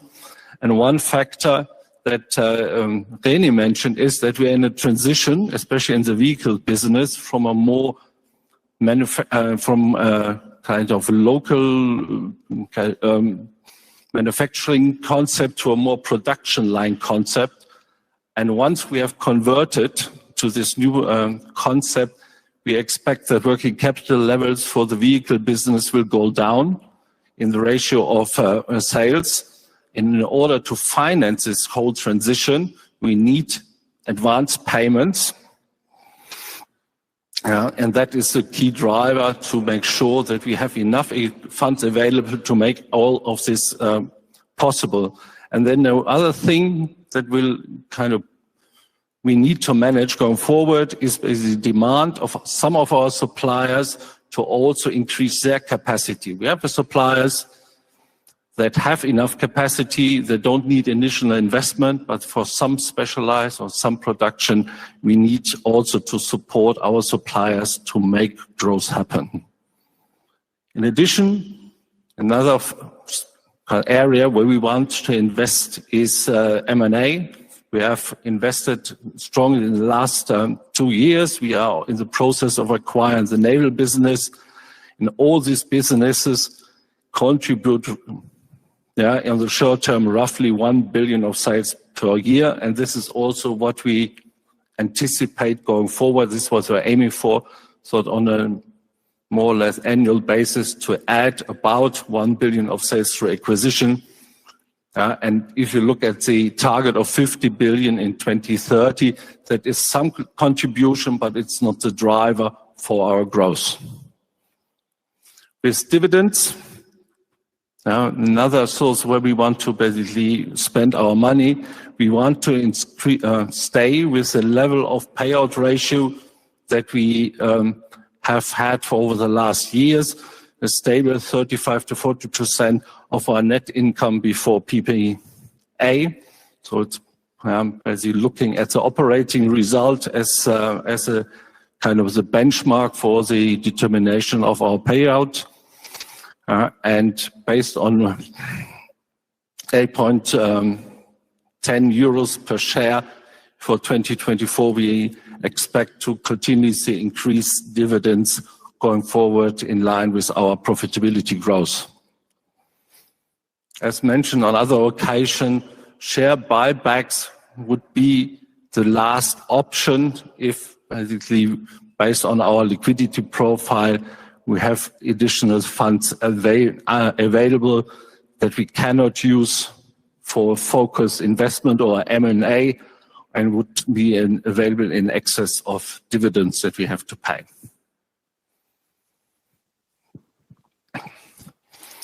CapEx, as I mentioned, will be a major area of investment in the coming years, in addition to what we've already done in 2024 and what we're currently doing in 2025. As mentioned, the investment, especially in energetics plants, requires significant amounts of cash. We mentioned in our press statement that the facility in Bulgaria will cost about 1 billion euros. The facility in Romania, about half a billion euros. We need to invest in higher degree of automation. So going forward for 26 and 27, we anticipate a significant level or increase of CapEx in absolute terms.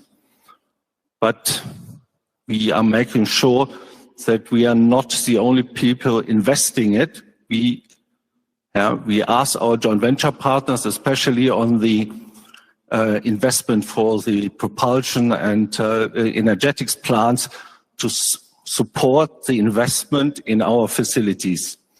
And we anticipate, based on the agreements that we have made, that will make up about 4% of the total sales will go into CapEx from funds coming from our partners. So overall, if you deduct this from the sales from the CapEx numbers, we anticipate roughly 10% of sales of CapEx in the years 26 and 27. After that, we anticipate a decrease in investment and target a CapEx level of around 5% as an ongoing basis of sales. Especially the next 2-3 years are strongly driven by growth and additional CapEx in addition to our capacities. Working capital, another area where we really bind a lot of funds. As you have seen in our numbers, we increased working capital or inventory around almost 1 billion in the first 9 months this year.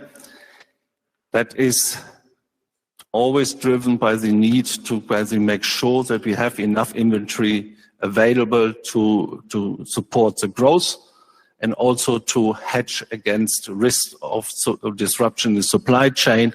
Rene already mentioned that we have stock for cut and linters for 3 years on stock. We have some additional stock in the area of electronics, especially where there are rare earths involved.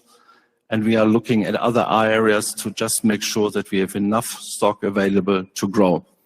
Going forward, the moment the production will also turn into a more industrialized concept. In ammunition, we already have it, but in terms of the vehicles, we are in kind of a transition.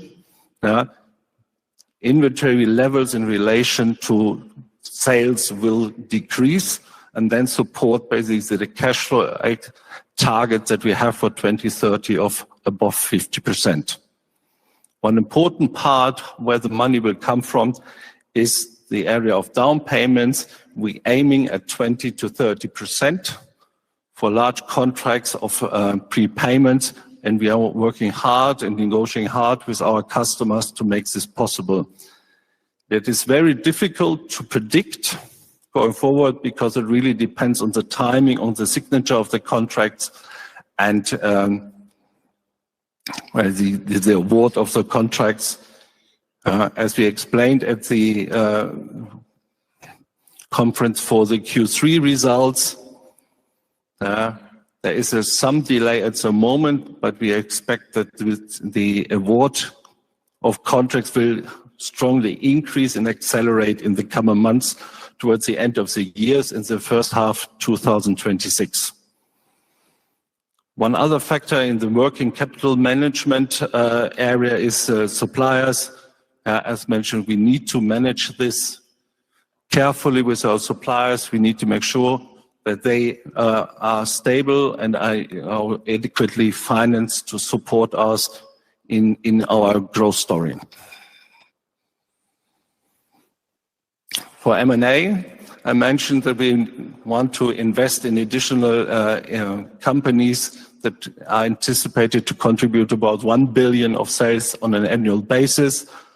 And we are looking at entities that complement the portfolio that we already have and diversify also our regional presentation and access us to new technologies and enable us to grow in some certain kinds faster or access new markets.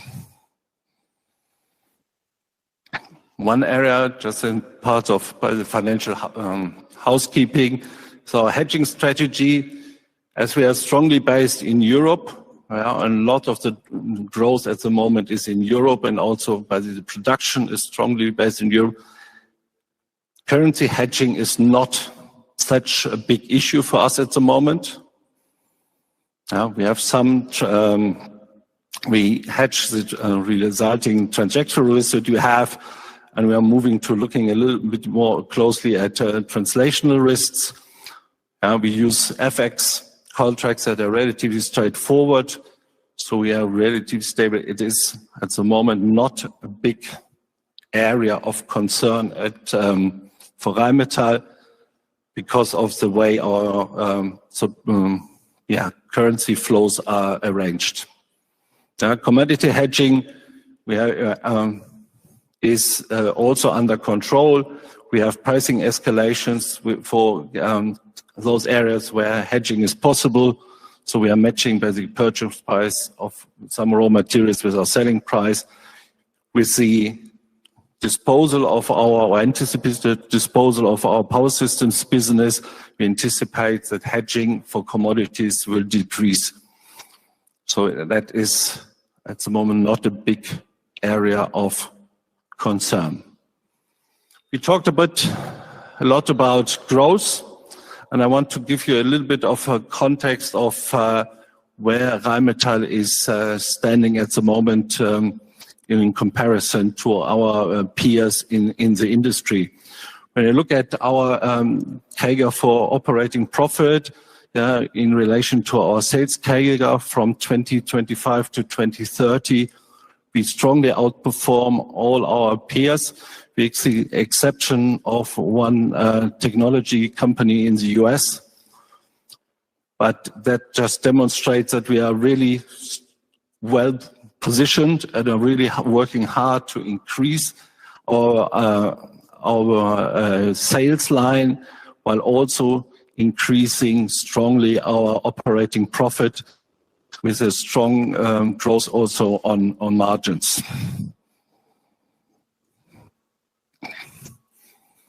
Now we looked at all the different segments, and just to summarize again the situation for the group, our target for 2030 is about 50 billion in sales at an operating margin of above 20%. We are at the moment in the defense business around 18% already.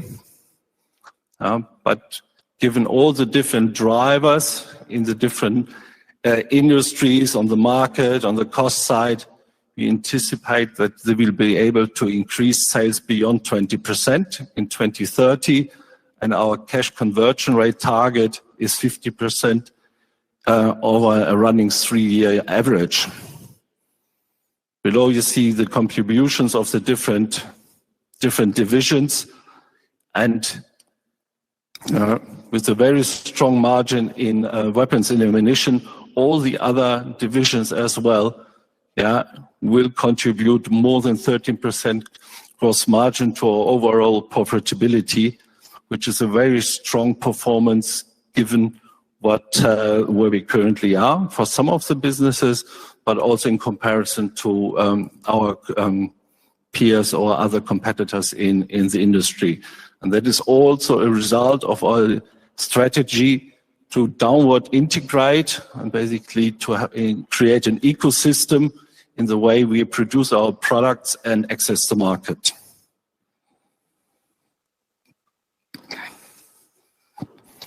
So from my point, just to summarize, our new guidance targets confirm our commitment to long-term value creation.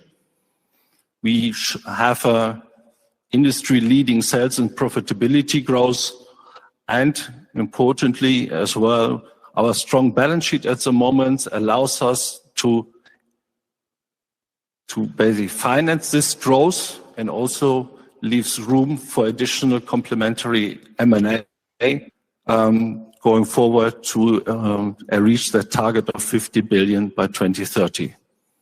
So these are my final comments, and thank you very much. If there are any questions, I'm happy to answer them.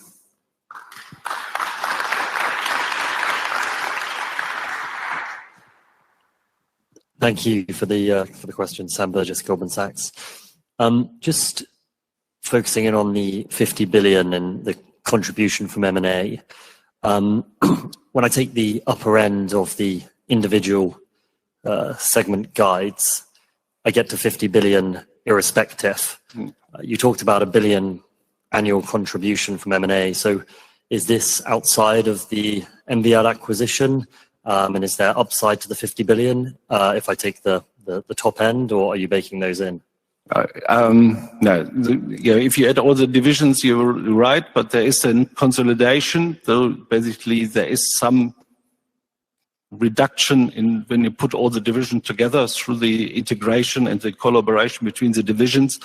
So the additional revenue is not fully complementary to the 50 billion. It's part of this estimate or target for 2030. And we don't know whether it will be 1 billion exactly every year or will be 3 billion in total for the next 4 to 5 years. Okay, thank you. Hello, thank you. It's Afonso Osorio from Barclays. Just going back to the slide 78 on your margin summary, and delving deep into that weapon and ammunition margin for 2030, is that 29 to 31%? Is that the new normal? How do you see the margin profile of this division going beyond 2030? Thank you. Yeah, so we are already almost at 30% at the moment in that business. And yeah, as René explained earlier, all the different aspects together, the pressure to some extent on pricing, but also the cost benefit through automation and basically increased scale, will contribute to achieving overall a profitability of 29 to 31%. So in a way, you could say that based on the current pricing levels, we share some of the benefit from automation and cost optimization with our customers. So you feel comfortable protecting that margin beyond 2030? Yes. Thank you. Thank you very much.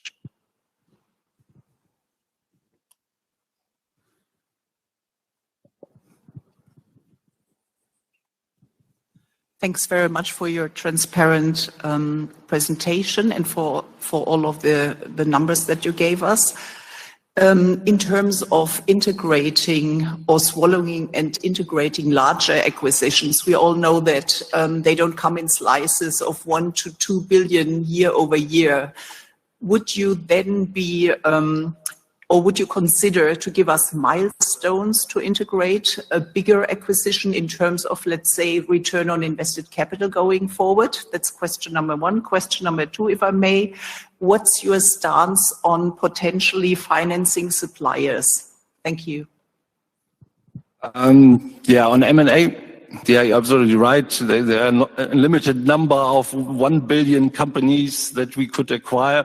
It's meant to be a guide of the size and the scope that we are aiming for. It's roughly in line what basic contribution was or is from Expal, Log, and as you know, naval would be somewhat higher, so it's an average number. In terms of the return on the investment, I think our past performance on acquisition shows that we are we achieve very good return on investment. And that is not just by expanding the business that we acquire, but the benefit comes from the integration and the interaction with the business we already have. So that's question number 1. And the second question, sorry. What's your stance on the suppliers? Your suppliers? Thanks. Yeah, we don't like giving suppliers money. Yeah, it's first of all, we want to keep it for ourselves and invest it in where we need it and not use it for prepayment. But in terms of making sure to have a stable supply chain, and to ensure that they also can grow as quickly as possible and to the extent that we need, we are prepared to do so. We are also looking at options where basically the supplier might be financed externally, but the agreement that the supplier may have with us is basically the additional guarantee for the financing party to support the supplier. So we are looking at all the different options, but we are looking carefully at prepayments. We're not just giving it away because we have managed to negotiate this prepayment with our customer. Morning, George McWhirter from Berenberg. 2 questions, please. Firstly, on revenue, can you just give us an idea of what share of revenue you expect Germany and Ukraine to account for in 2030? And the second question is on digitization. Can you just give us an idea of some of the big ticket orders you expect between now and 2030 to get to the 8 to 10 billion? Thank you. In terms of sales in 2030, so Germany will be a big contributor to our sales line, given the numbers that Germany is able to expand. I'm not entirely sure, but I would, because we for 2030 we have not planned it exactly. We have big tickets, so it's substantiated by planning, but not all of the things from Germany might come. Some others might come from other countries or vice versa. So it's roughly, I would say, 50% in 2030. And in terms of the big tickets for digitization, we already have big contracts in place with Taiwan, which has already fixed order of roughly 1 billion, but a commitment for up to 10. And there were other areas to substitute it. But for what exactly it is, I think Armin is much better placed to elaborate it for 2030 than I am. And I think we explained quite in detail what the strategy is in the digital division. Hi there, Joe Orchard from Rothschild & Co Redburn. What needs to happen for you to change your stance regarding share buybacks? What sort of timeline might those be a more appealing way of returning capital to shareholders? There were 2 elements. The first thing would be I would need much more stable situation than to the moment, because at the moment it's extremely dynamic and it's driven by large order intakes, and it is a need to finance growth.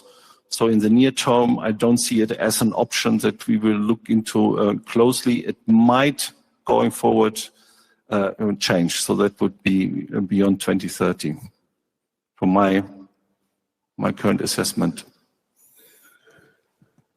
Yeah, it's Sven again from UBS. I just had a follow-up question on 2026, because Mr. Pappberger said that the 25% growth also applies to 26, but now next year you have almost 20% contribution from NBL. So I was just wondering if you also feel confident to grow 25% organically. Definitely. Yeah. So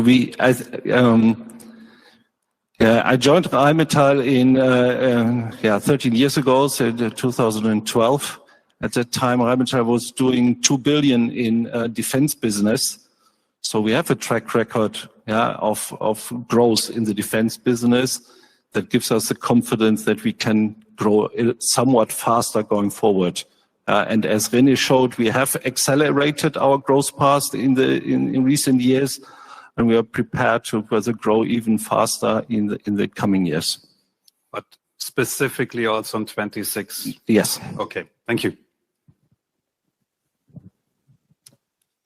Hi, Mr. Neumann. Sebastian again from BNP, sitting here to your left. I wave my head. Just quickly on the EBIT margin trajectory, and especially when squaring that with the CapEx step up, the 8 billion or more than 8 billion that you mentioned over the next 5 years. Correct. How should we think about the D&A phasing? So how should we think then with that also about the EBIT margin? Should we expect really every year an increase, or might there even be a year like 26 where this is a bit more front loaded? If you could just help us on that front. And the other question I have is around free cash flow, and I appreciate that the uncertainty to time the down payment received is difficult at this juncture, but you are apparently forecasting more than a 50% cash conversion by 2030. And my question is simply, do you have also a guide for us what the sort of average cash conversion might be through 2030? Yeah, in terms of CapEx and the impact on amortization and depreciation, the large part of this investment will go into energetic plants and chemical plants. They will take 2 to 3 years to set up. So amortization depreciation will only start towards the end of 27 or in 2028. And also these are long-term assets that we are setting up. So the impact will not be like on a PPA that you have a very strong increase and jump. Once you started, it will be more gradual increase towards the from 2027 onwards. The other, in terms of margin, okay, just repeat the question. Sorry. The question on the margin was just if we really have sort of a step-by-step every year improvement, but from your earlier answer, I would take the answer is yes, because of this back-end loaded pattern of the DNA.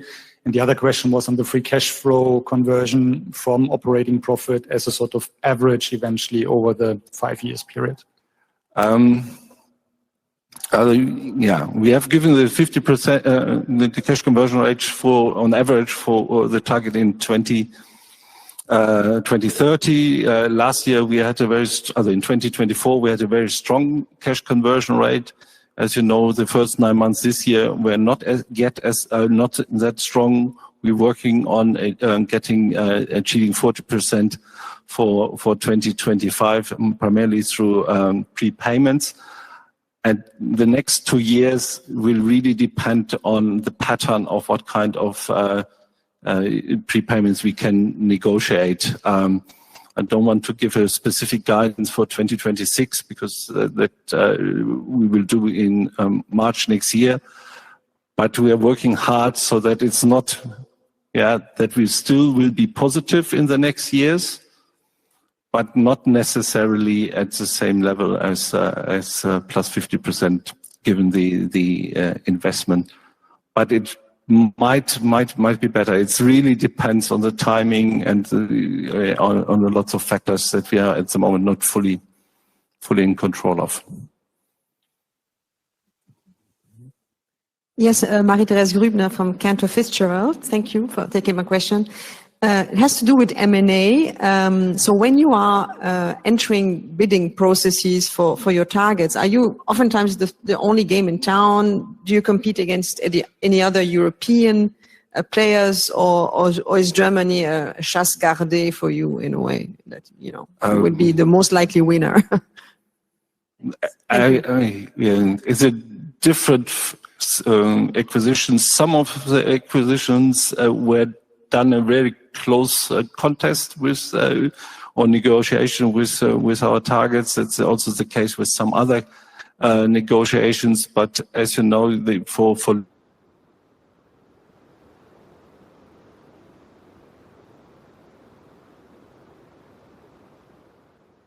and overall we presented the best prospect for the business and also from an overall German industry strategy perspective.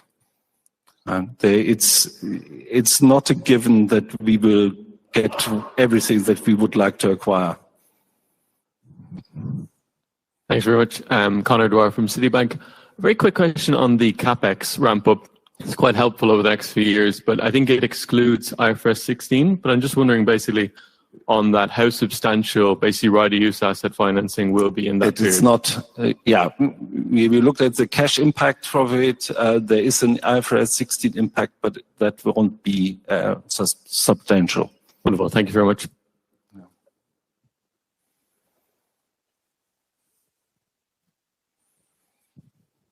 Yeah, hi. It's Stefan from Howard Wertanlagen Fund. You have quantified your 2030 operating margin target as a group level and then individual ones. What makes you confident that your one customer will allow you to make such solid margins?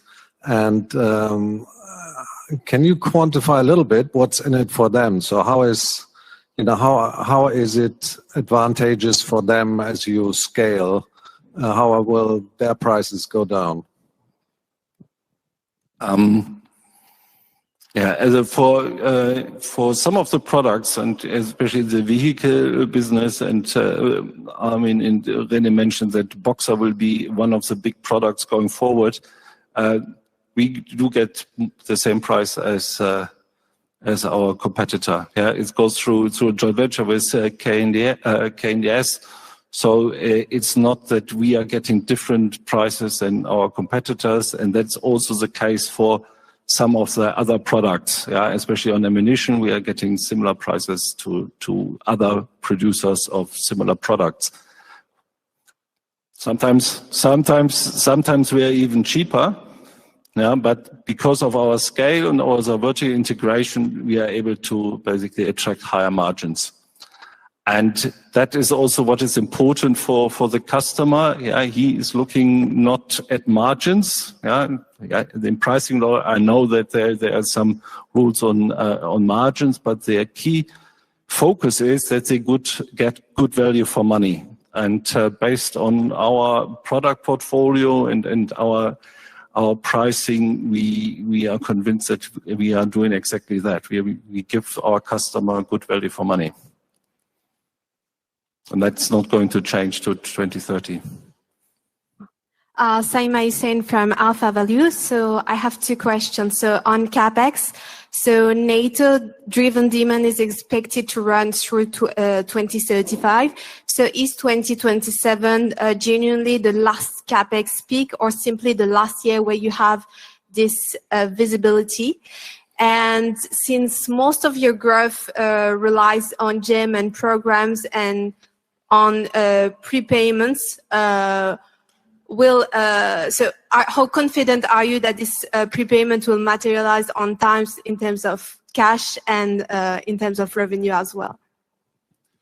In terms of 2037, the CapEx target in the profile, yes, it's true that the programs will run longer, but we are now building the capacity to be able to produce the quantities that are required to 2035, or as Rami mentioned, to 2040. This is basically an initial push to get basically the whole system to a totally new level. So as of today, we don't anticipate that beyond 2027 there will be another peak or anything. We really see it as now kind of a push to bring the whole industry, and in our case, Rheinmetall, to a new level. But then the revenues and the production will come and increase to 2030. And you had the second question. Yes, I was wondering, since most of the growth relies on government programs like German programs, and we've already seen some timing slippage, how much timing risk is implicitly embedded in your guidance? in terms of revenues, but also in terms of cash conversion on prepayments? Our sales targets are independent on the profile of our prepayments.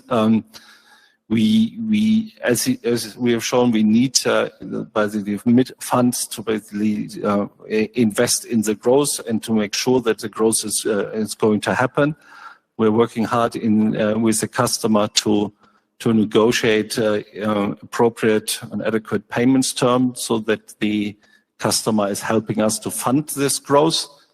From our discussions, we know that the customer is fully aware of of the situation and has also shown in the past that he is willing to support us. As the examples for the facilities in Bulgaria and Romania show that that is also done on a large scale, not necessarily through prepayments, but also through capital injections. We are very confident that we'll manage, but to get the timing of large payments coming from inflows from prepayments fully synchronized with large outpayments for investments, that will be the challenge. But that's what we also say, we get an average over time because we think it will balance out over time. One final question on cash conversion, if I may. At some point in the mid-2030s or towards late 2030s, when growth is slowing potentially below the 20% level, what do you think the cash conversion this business can generate would look like? Closer to 70% or any estimation you could give? 70% is what you can achieve in a stable mode if there are no big additional investments. We anticipate that it will, once growth and the basically investment into growth will reduce, that we will get to that number. But we anticipate, we plan to grow quite fast until 2030 at least. So it will be a challenge to achieve it earlier on a consistent basis. We achieved it more than 70% in 2024, but it will be a challenge to get there consistently in a strong growth phase. Okay. Thank you very much. And I hand over to Armin for some closing comments.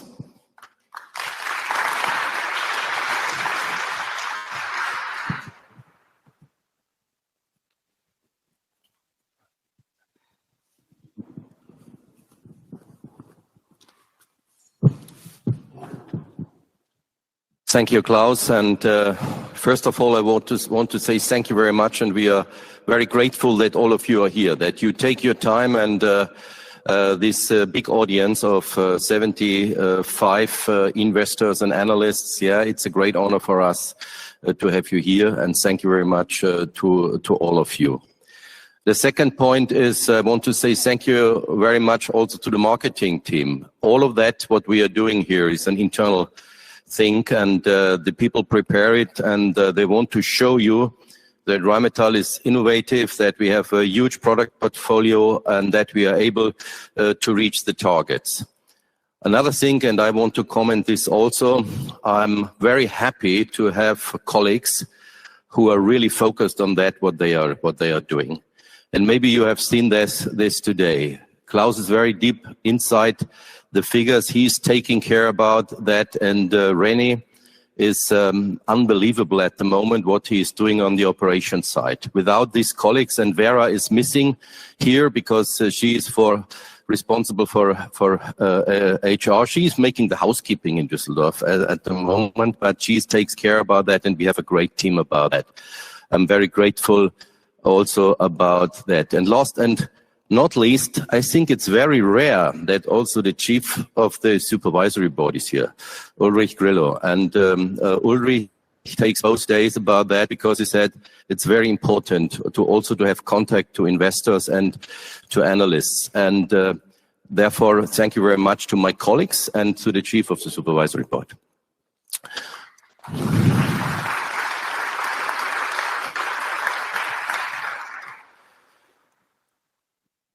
So, as discussed before, and to bring everything into a nutshell, and we were traditionally a player of land systems. And maybe you have seen yesterday, and you see also today, that we changed the company. We changed the company absolutely in a space, air, sea, and land systems house. It's driven at the moment still from the land side, so it's the biggest part. But over the next 5-6 years, we will bring Rheinmetall to be a digital system house.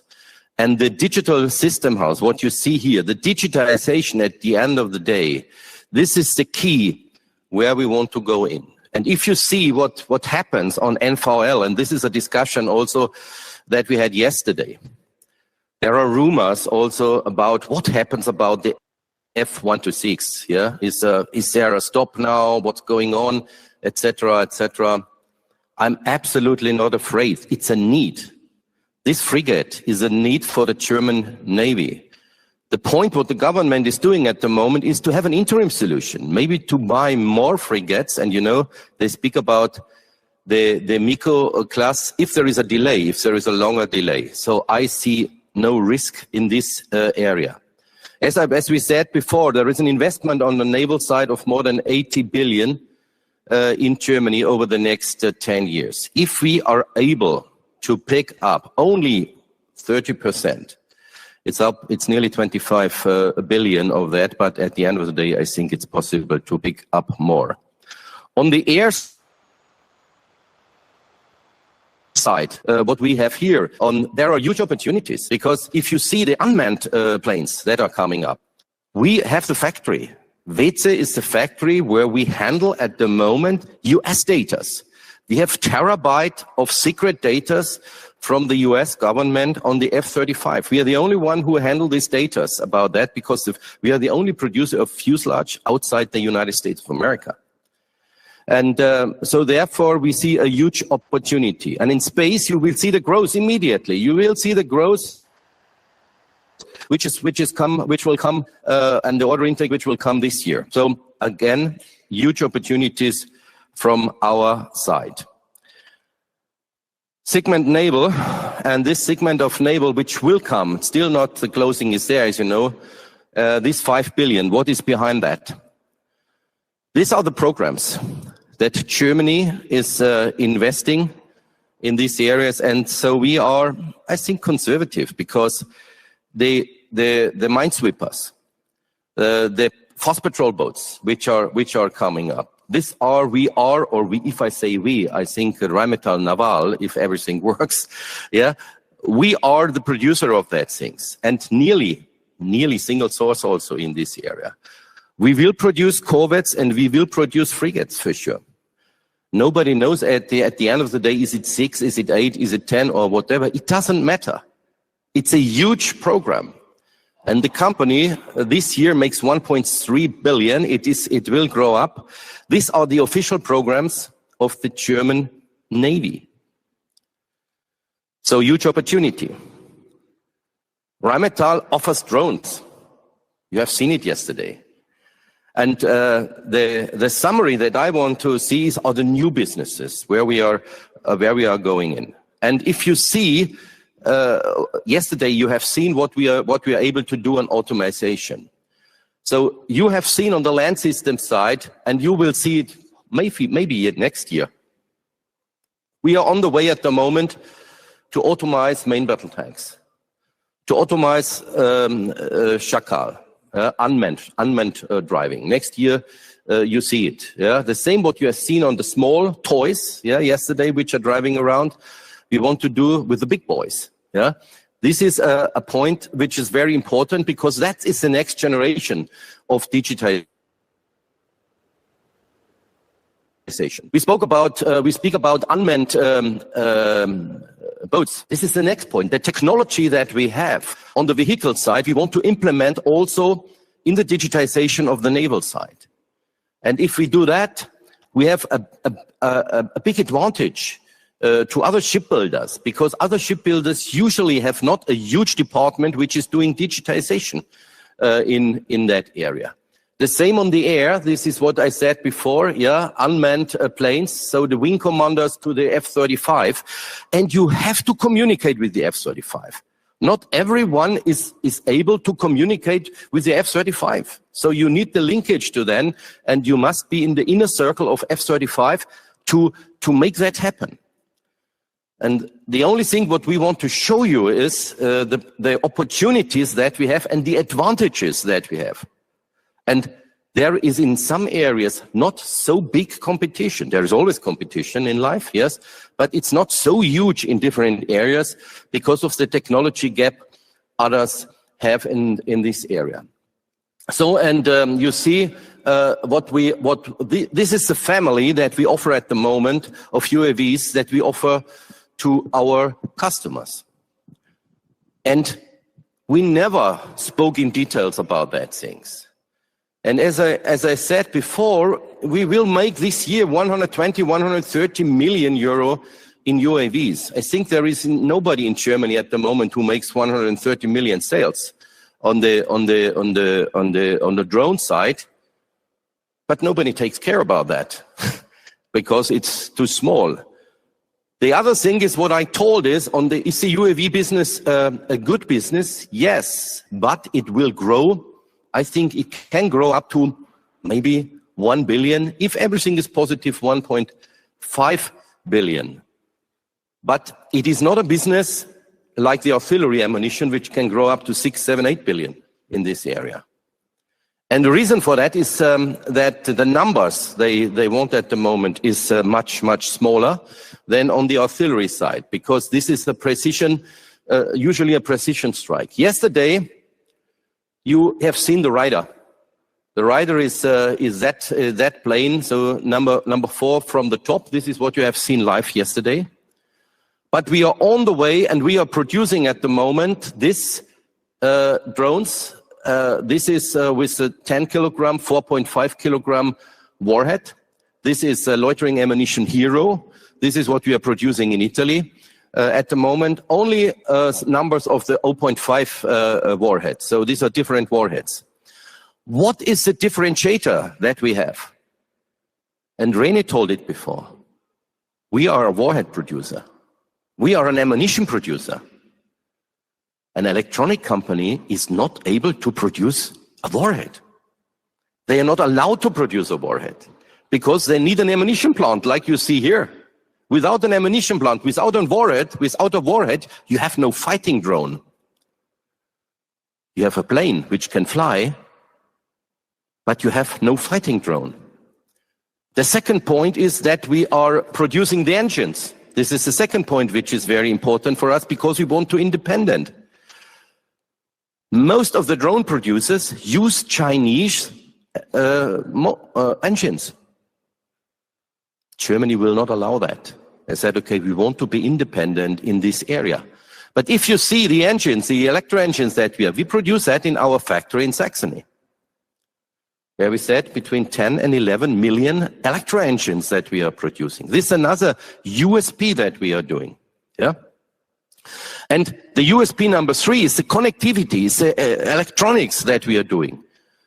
We do that together with Auterion, but also with Rheinmetall. And we implement this electronics into our battle management system, into the whole algorithm for what you have seen yesterday for war.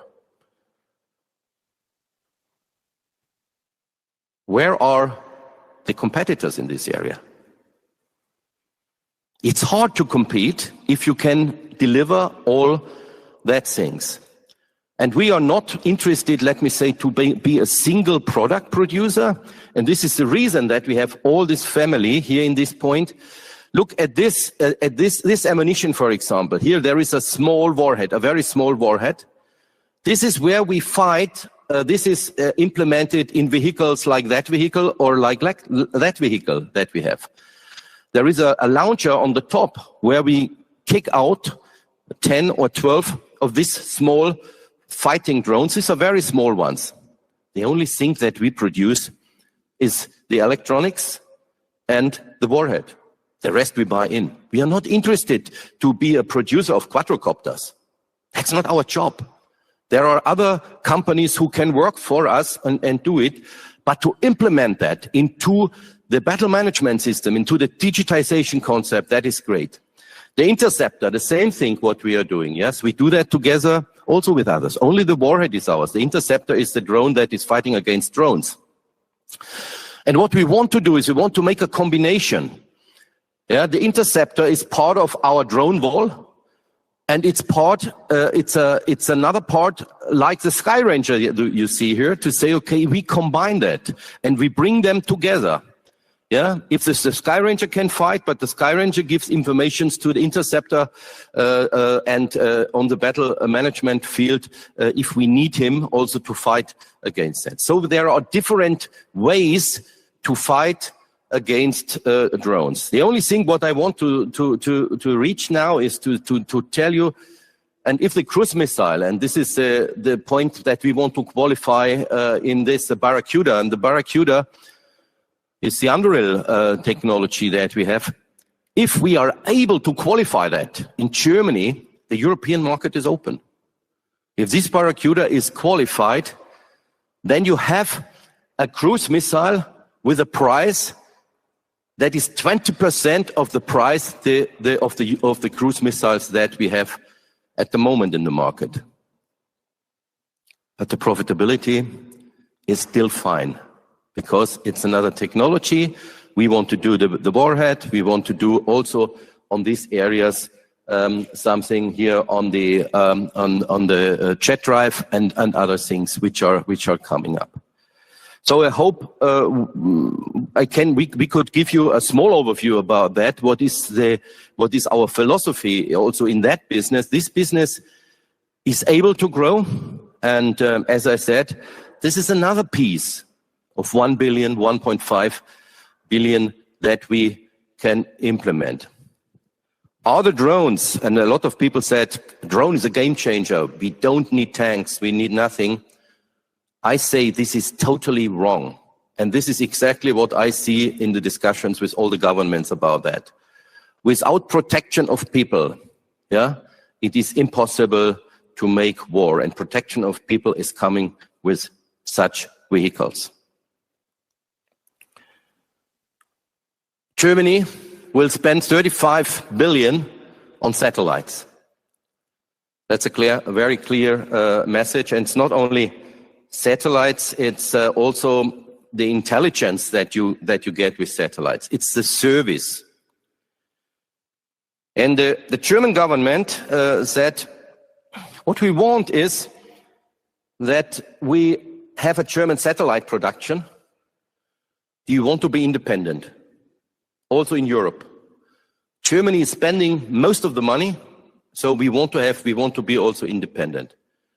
And so they came also to us, and we spoke with them and said, okay, hey guys, it's a good idea what you guys are doing, especially on the SAR satellites, but also on others.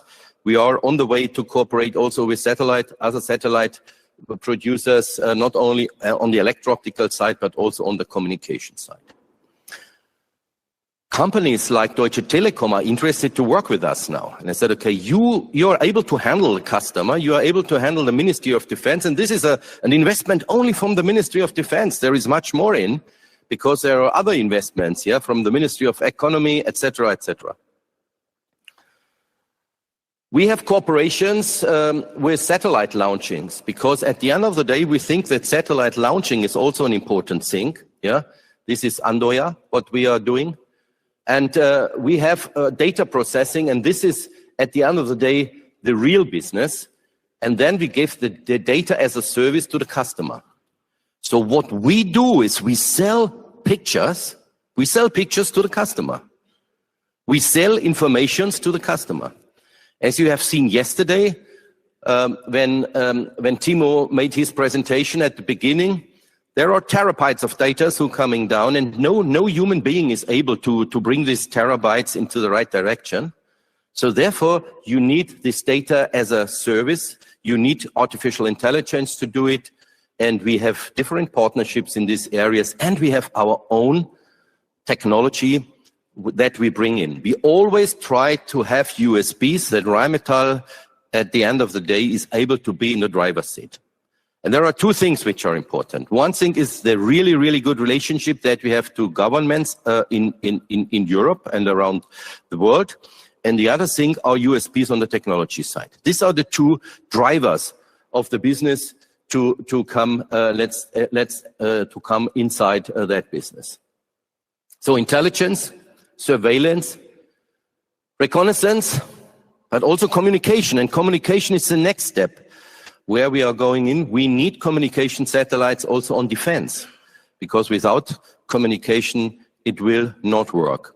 We build up with our programs like Tavan, a terrestrial communication system, and we build up a communication system with satellites.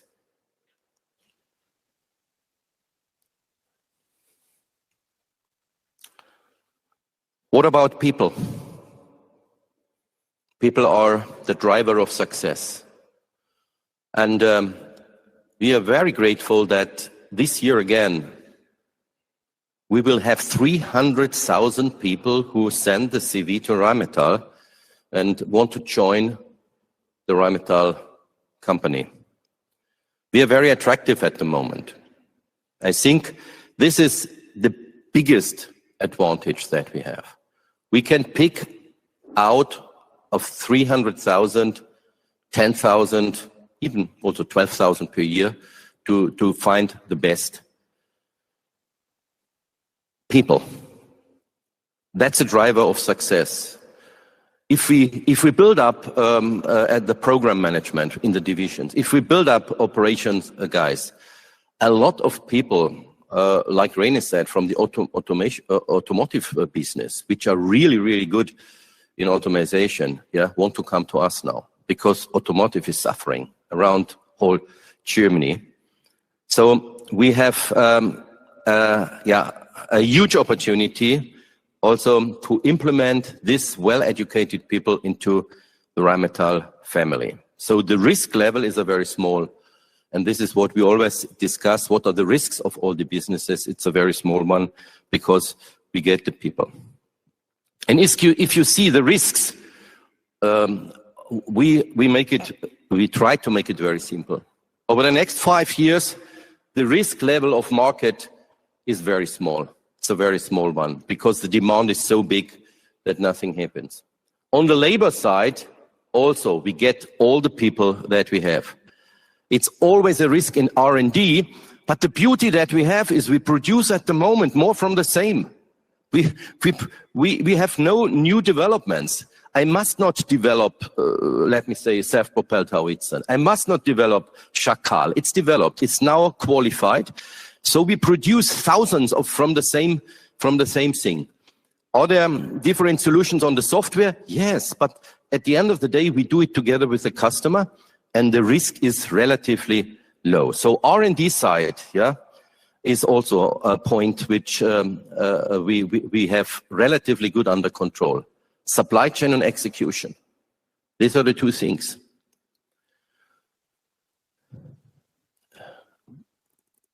We acted, not we reacted, we acted.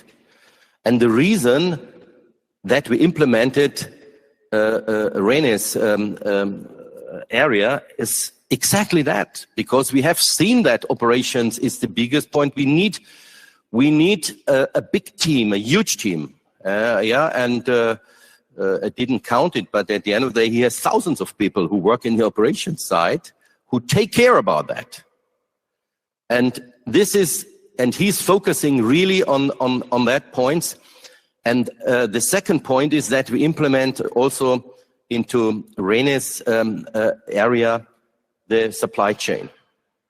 Because supply chain and operations have to work together. And we separated that, and we have a centralized supply chain management with Markus Gerlach, who is also general director of the Rheinmetall Group. And he's reporting to René. So René has the supply chain and the operations under control. And for me, it's easier because I have the easy job. I bring only the contracts. That was Ulrich always says. You bring the contracts.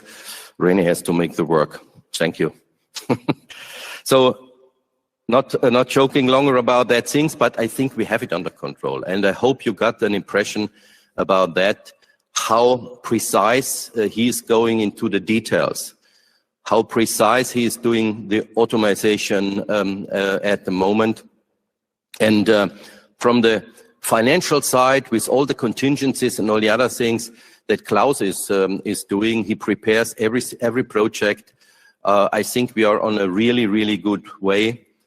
And Vera takes care about the labors. And we have a centralized system where we have the recruiting. There are more than 100 young ladies and also young men who take care about that, who by day and by night, and we have a good digitization systems also about that to handle up to 300,000 people who want to come into Rheinmetall.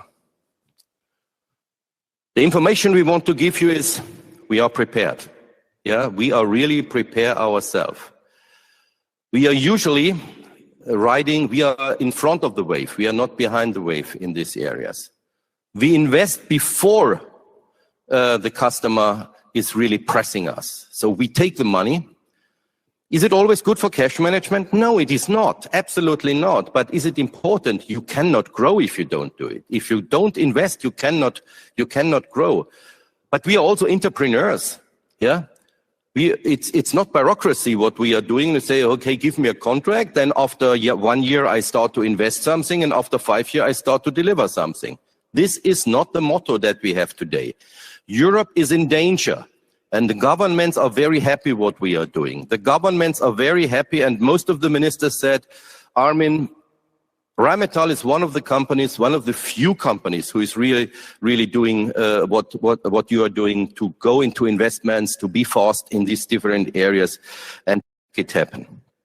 And we think it's the right thing to protect our democracy, to protect freedom, and to protect the people, and also let me kids, and if you have grandchilds in different areas.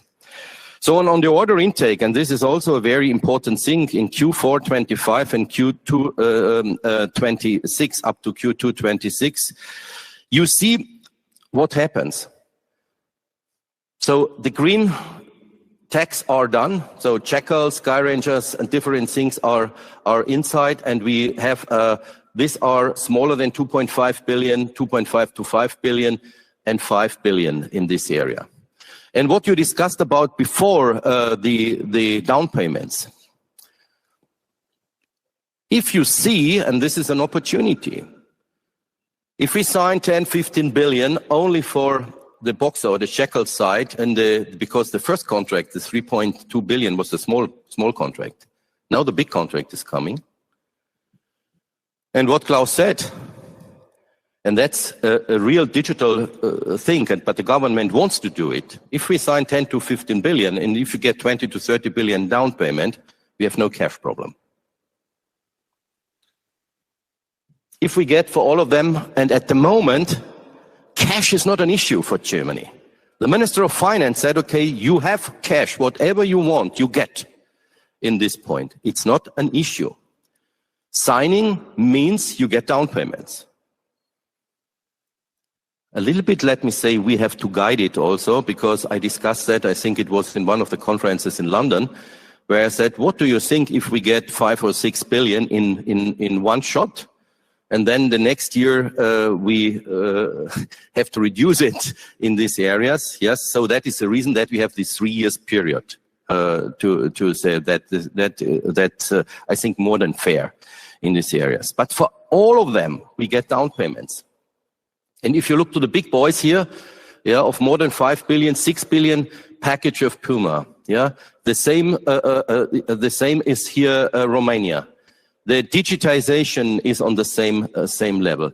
Medium caliber contract, a huge contract of 6 million rounds is also in 6-7 billion level.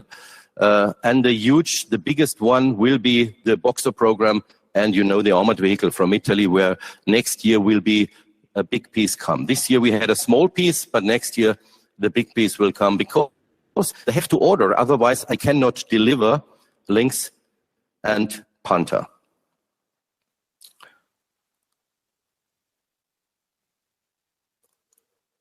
What we want to bring over, and this was for us the message we want to give you about that. Rheinmetall is well prepared. Rheinmetall is in the pole position to go with the NATO. NATO is giving us very clear, or is not giving us, is giving the nations a very clear target what they need. How many brigades, how many battalions they have to deliver to NATO to be prepared. The first target is 2029. In 2029, all the ministers, and there is a commitment from NATO, all the ministers have a clear target from NATO where they should go, how many vehicles they have to send to NATO. If tomorrow we have a crisis, and if tomorrow an aggressor is coming and wants to attack NATO areas. And we will be ready in 2029, maybe earlier, because the ramp-up curve that is coming now up, on the vehicle side. We did it on the ammunition side. We come now on the vehicle side. We come now also on the digitization side. We are ready. And we have the speed that NATO wants. What's the reason that the margins from our side are much higher than the margins of our partners? Leverage, much stronger growth. You have seen it in one of the things. If we are growing between 25 and 35% and others are growing 15%, it's very clear that there is a leverage effect. There must be a leverage effect. The second point is the risk is relatively low because we are producing the same, always the same. There are R&D programs. We are investing in R&D, but this is not in the scope up to 2030. There are new technologies, maybe in 35 and others, like new drone technologies that you see here in that areas, which you cannot see it because we did not present it. Best in class in capacity ramp up. We are able to make it in 12 or 14 months. We have a very dynamic portfolio, as I said, 2,000 products from the Rheinmetall side, and we have the right people. And that is my point, and I am really grateful that people are so motivated. It is unbelievable what you see. Maybe you have seen it yesterday if you go through the factories. The people have sparks in their eyes. They love to work for us. They love to do it, even if they have to work by day and by night, even if the pressure is high to make it ready. We are able to do it. And people is everything what you need. It's people business. From program management to operation, to finance, to HR, and finally also to sales. And if you have the right people, you create trust. And for me, in the governmental business, trust is the only thing what you need. If the prime ministers trust you, you make business. If you lose trust, you lose everything. And I hope now that we are not losing trust from your side. Trust us, we make it happen. Thank you very much again. Stay safe and God bless you. Bye.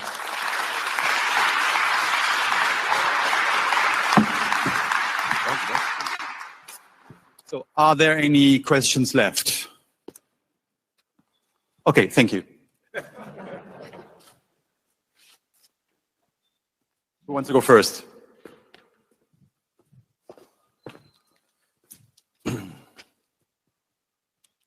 Thank you, Alessandro Pozzi, Mediobanca. You seem quite comfortable about execution and supply chain. I think that probably you've done quite a lot of work to see whether there is enough capacity in the supply chain, given your strong growth. You talked about 25 to 30% growth every year for the next few years. And I was wondering, what is your feeling about the supply chain and whether it can follow you into this growth trajectory, but also critical raw materials. You highlighted that in your slide, and how critical critical materials are for you? And I guess there are areas where there are more of a concern compared to others. Yeah. And last question, a lot of orders coming through. If we fast forward a year, by the end of next year, what do you think the backlog of Rheinmetall is going to be? Thank you.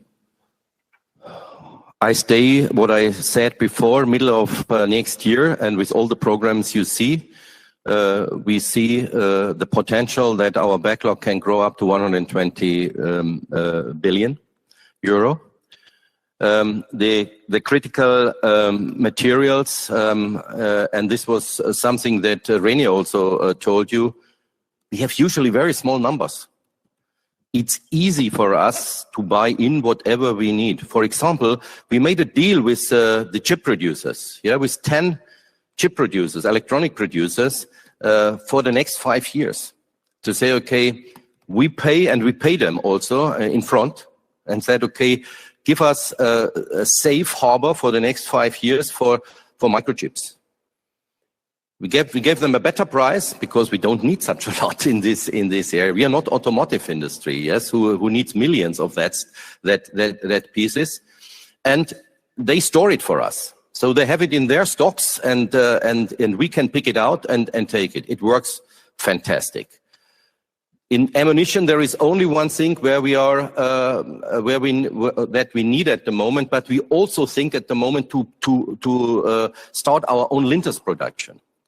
But we have linters for 3 to 4 years in our stocks, so we are independent also from that. In South Africa, we had a linters production 20 years ago, before we stepped in. They closed it. We reopen it now, and to be fair enough, cotton, you can buy cotton everywhere. That's easy, yeah? So this is the next point. Is it a huge investment? No, it's not a huge investment, but we want to be independent. Steel. We have frame contracts with steel. On the steel side, we have Europeanization, bring it back to Europe. We bought steel from India, we bought steel from China. We will buy in the future the steel mostly in Germany or in Europe. There are steel producers who are very interested because they take our contracts as a ticket, as an investment ticket. You spoke about investments, and Klaus spoke also about that point. On the investment side, if we said, we give this contract for 5 years to this supply chain, Bank of America, KKR, all that guys are here coming to us and say, okay, I want to finance them. I give them money. This is a business for bankers, a huge business to invest in these areas. And it's a safe investment. It's a very safe investment because they have our contracts, fixed contracts over 5 years, over 7 years. These are totally different modules that we have at the moment. And I believe that money is not an issue. Absolutely not. I'm not happy to give the down payments for free also to them. It's much better if Bank of America, whoever, or you invest the supply chain in this area. It's a business for banks. And I think we had the last 2 months, 6, 7 banks who were there and said, can you give me the 100 biggest supplier of Rheinmetall to give them money, to invest them, yeah, to make an investment about that. There are huge opportunities at the moment. You must be flexible. You must be fast. This is for sure very, very clear. But I think we are prepared about that. Yeah, is that fair enough? Yeah, Rob. Yeah. Michael Rob, Kepler Cheuvreux. First of all, I tend to agree with your view on UAVs. They're important, but the importance has been overpronounced. And I'm not going to bore you with military tactics and physics behind that. But out of the 1 to 1.5 billion sales potential you mentioned, rephrasing things, is that already included in your guidance, or would that be on top?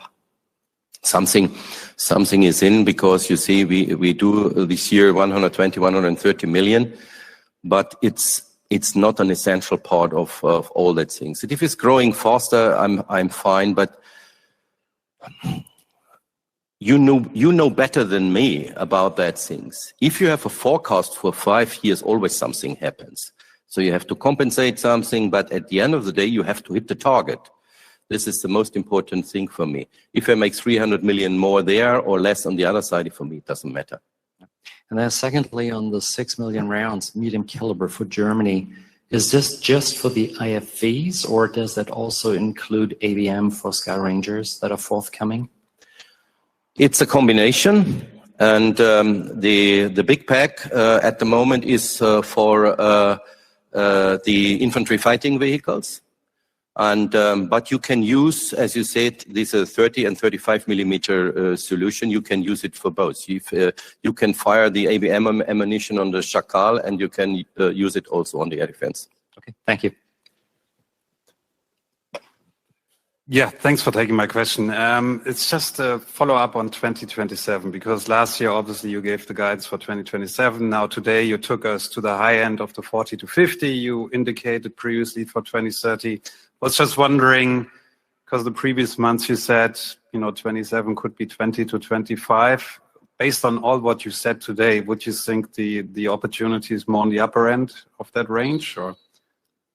We at the moment in the planning phase, what we do is what we have to implement. We have to implement the naval business. We are at the moment at the beginning of the analysis phase, because, as you know, we still have not the closing. Yeah, and this is a big driver also in that business. And as you know, at the end of the day, we have to deliver. This is the most important thing. And if I'm standing here and say, yes, I want to make 25 billion, and at the end of the day, it's 22, you said, okay, this guy said he made 25. So give me a range at the moment, because we are in the planning phase. We do our utmost to be as good as possible, because what we know, timing is the most important thing now. Customers have one thing at the moment, which is the most important thing. It's not pricing. It's time. Deliver, deliver, deliver. If I go to the in one and a half hours, I will fly to Berlin again. And the only thing that I get always from the minister is deliver. When are you able to deliver? These are the hardest, let me say, speeches I have with my colleague here to say, okay, I need more Pumas, I need more Shakals, and whatever in this area, we have to deliver. And the people in Rheinmetall are really working hard on that area, but our business is not a business like a Brezelbäcker to say, okay, I make 1 million, and next year I make 2 million Brezels. This is easy, only for a machine. It's complex machines. Look at that machines. Yeah, this is if you compare that machines with a normal Mercedes or BMW 7. So this is technology-wise, let me say, another totally in the space, yeah, where the others are. This is a real technology-driven business, so you always have risks, but we want to compensate the risks. And therefore, I said, I stay that we are between 20 and 25. Thank you.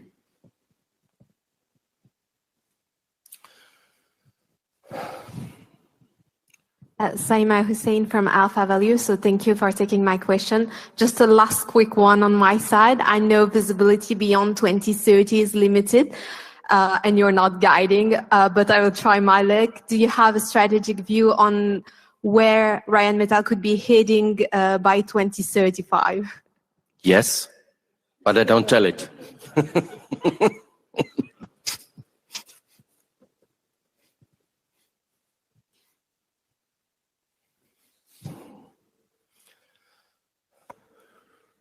Thank you, Armin. Sam Burgess, Goldman Sachs. Two quick ones, please. We've talked a bit about digitization. Battlefield connectivity and autonomy clearly go hand in hand with this area. And you touched a little bit about how this could impact platform development going forward and some of the big boys, as you said. Given the pace of change in this area, could we see quite significant changes in the near term to how these platforms operate? And what's the aftermarket opportunity here, perhaps in terms of software as a service for Rheinmetall? Yep. So that's question one. And then question two, just with the new additions of naval, space, digital, air defense, should we expect a significant reconstitution of your current divisional structure at some stage? Number one, this is the last generation of vehicles which are manned. The next generation will be manned and unmanned.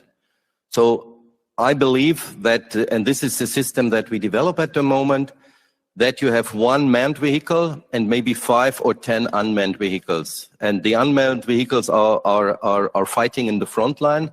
And the manned vehicle is, let me say, a relay station, a digital relay station where you take care about if something is going wrong. The impact you will see middle of next year, we want to have the first wheeled and tracked vehicles which is going totally autonomous. Is it in a stage of serial production? No.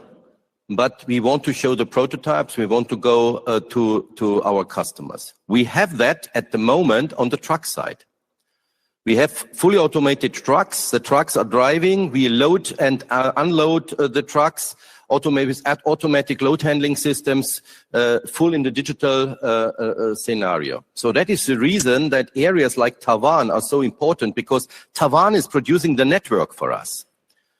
You cannot hope if you in the middle of nowhere that telecom is giving you a 5G or a 6G net. So you have to do it by yourself as a point, and that's the reason that Taiwan is coming inside. You see, it's a combination of all that things, and yes, the impact will be there. But what always is coming forward, first of all, that vehicles up to 2035 will be produced long-term for the next 10 years. And then slowly, the next generation is coming in. Because governments are not changing the vehicles, yes, every day, because it's too expensive. It's a billions programs that they do. So it's a very smooth process to bring it inside. Second question, yes, you see that we change our organization, and we focus and we want to be transparent to give you on the naval side, on the air defense side, and on the digital side a clear picture what's going on.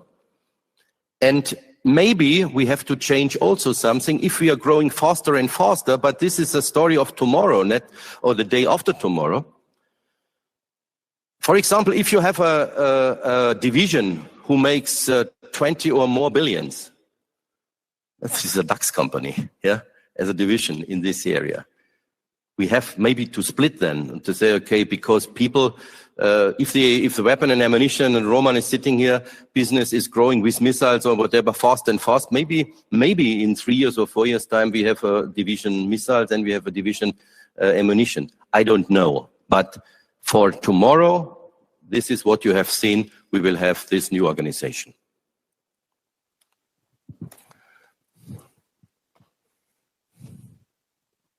Thank you for taking my question. So Marianne from Morgan Stanley. I have actually one question on the German budget, because apparently last week we had a document from the Bundestag with some new allocation, I would say. So first, can you come back to that and just tell us if you have any surprise for the 26 budget, and I will do one by one. Yeah, no surprise for 26, because in 26 we are fully booked. In 27, and on the ammunition side, we are very well booked also. What you have seen is, and this is always something, and believe me, you get every 6 months a new paper from them, because if the budget in one project at the moment, is if they need more budget, they change something, but they change nothing from the total number, as I said. The total number of 180 billion and is up to 2030 the right figure, and they don't change that. They change internally between procurement line 1 or 2. If they change 2 billion, 3 billion from ammunition to vehicles, doesn't matter, not for us, because we deliver both. And they changed something because of the new idea to have an interims program of frigates. And now we are also in that business. So for us, I think it doesn't hurt, because for me, it doesn't matter if it goes from my left pocket to my right pocket. Yeah, okay. And probably like it's a good follow-up because my next question is on 2030 sales and what you have included actually. Like for naval, have you included any 126 frigate that can come, or is like anything that we will hear will be on top of that, of the 5 billion that you mentioned? We have in our plan F126, but the beauty in that plans is that we have POC because usually on the frigates you make that via POC. The 126 is the following situation. The Lurzen troop we have at the moment 70 people in the Netherlands who make a due diligence, and I say we, because as I said again, closing is still not done. Yeah, and we are not operationally going inside only after closing. We can do it, but for sure we get information from the market. 70 people make a due diligence at the moment in the Netherlands, and these people get from the government at the moment 4 months. After 4 months, the due diligence must be ready. Then we must see if there are technical risks, if there are economical risks, and if there are time risks. And we are relatively risk averse, as you know, because we try to, and that is the reason that we have not super huge impacts. We also have impacts, yeah. So, and if we would do everything better, as I said, and only as said on procurement and operations, and this is the discussion that Rainy and myself are doing, we have a potential of minimum 300 basic points to be better. Yeah, so we lose for sure something, but we will have an overview in 4 months. I think that in 4 months the closing is done, and then we can make a decision what we do on the F126. And just on M&A, so basically you have included some M&A in your guidance. Like, what's your level of confidence? Is it because you are already discussing with some companies and so you know that probably it will come? Or have you also included some GVs, like higher scope for your current GVs? So can you just like go through that? No, what we do, we always discuss over the whole year with companies if they fit for us. And there are smaller acquisitions and there are bigger acquisitions. And if you see our new nitrocellulose plant come nearly out of the blue, we had an opportunity. The owner came to us and said, okay, yesterday we discussed that also he was a strong producer for nitrocellulose for these finger colors. Yeah. And said, we are not interested in that, but we want to change that business into a defense business. This is exactly what we did. There are always opportunity. Yeah, what I can say, because now I always said to Roman, because he is on the way to buy now the new ammunition storages in this area from a company. I told him, inshallah, because he told me 2 times that it works, but I think we will have it in the next 2 weeks.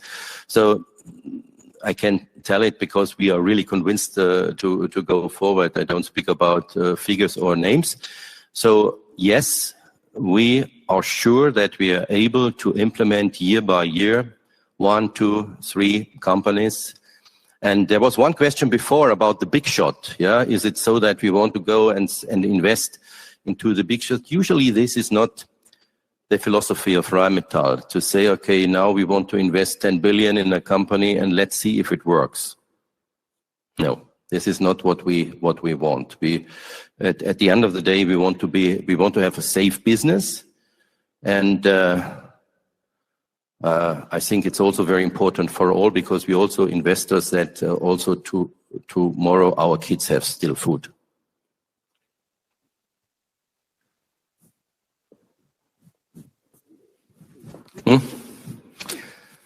So thank you very much. It was a real pleasure for us to have you here. Now food is the key word. So the buffet is open.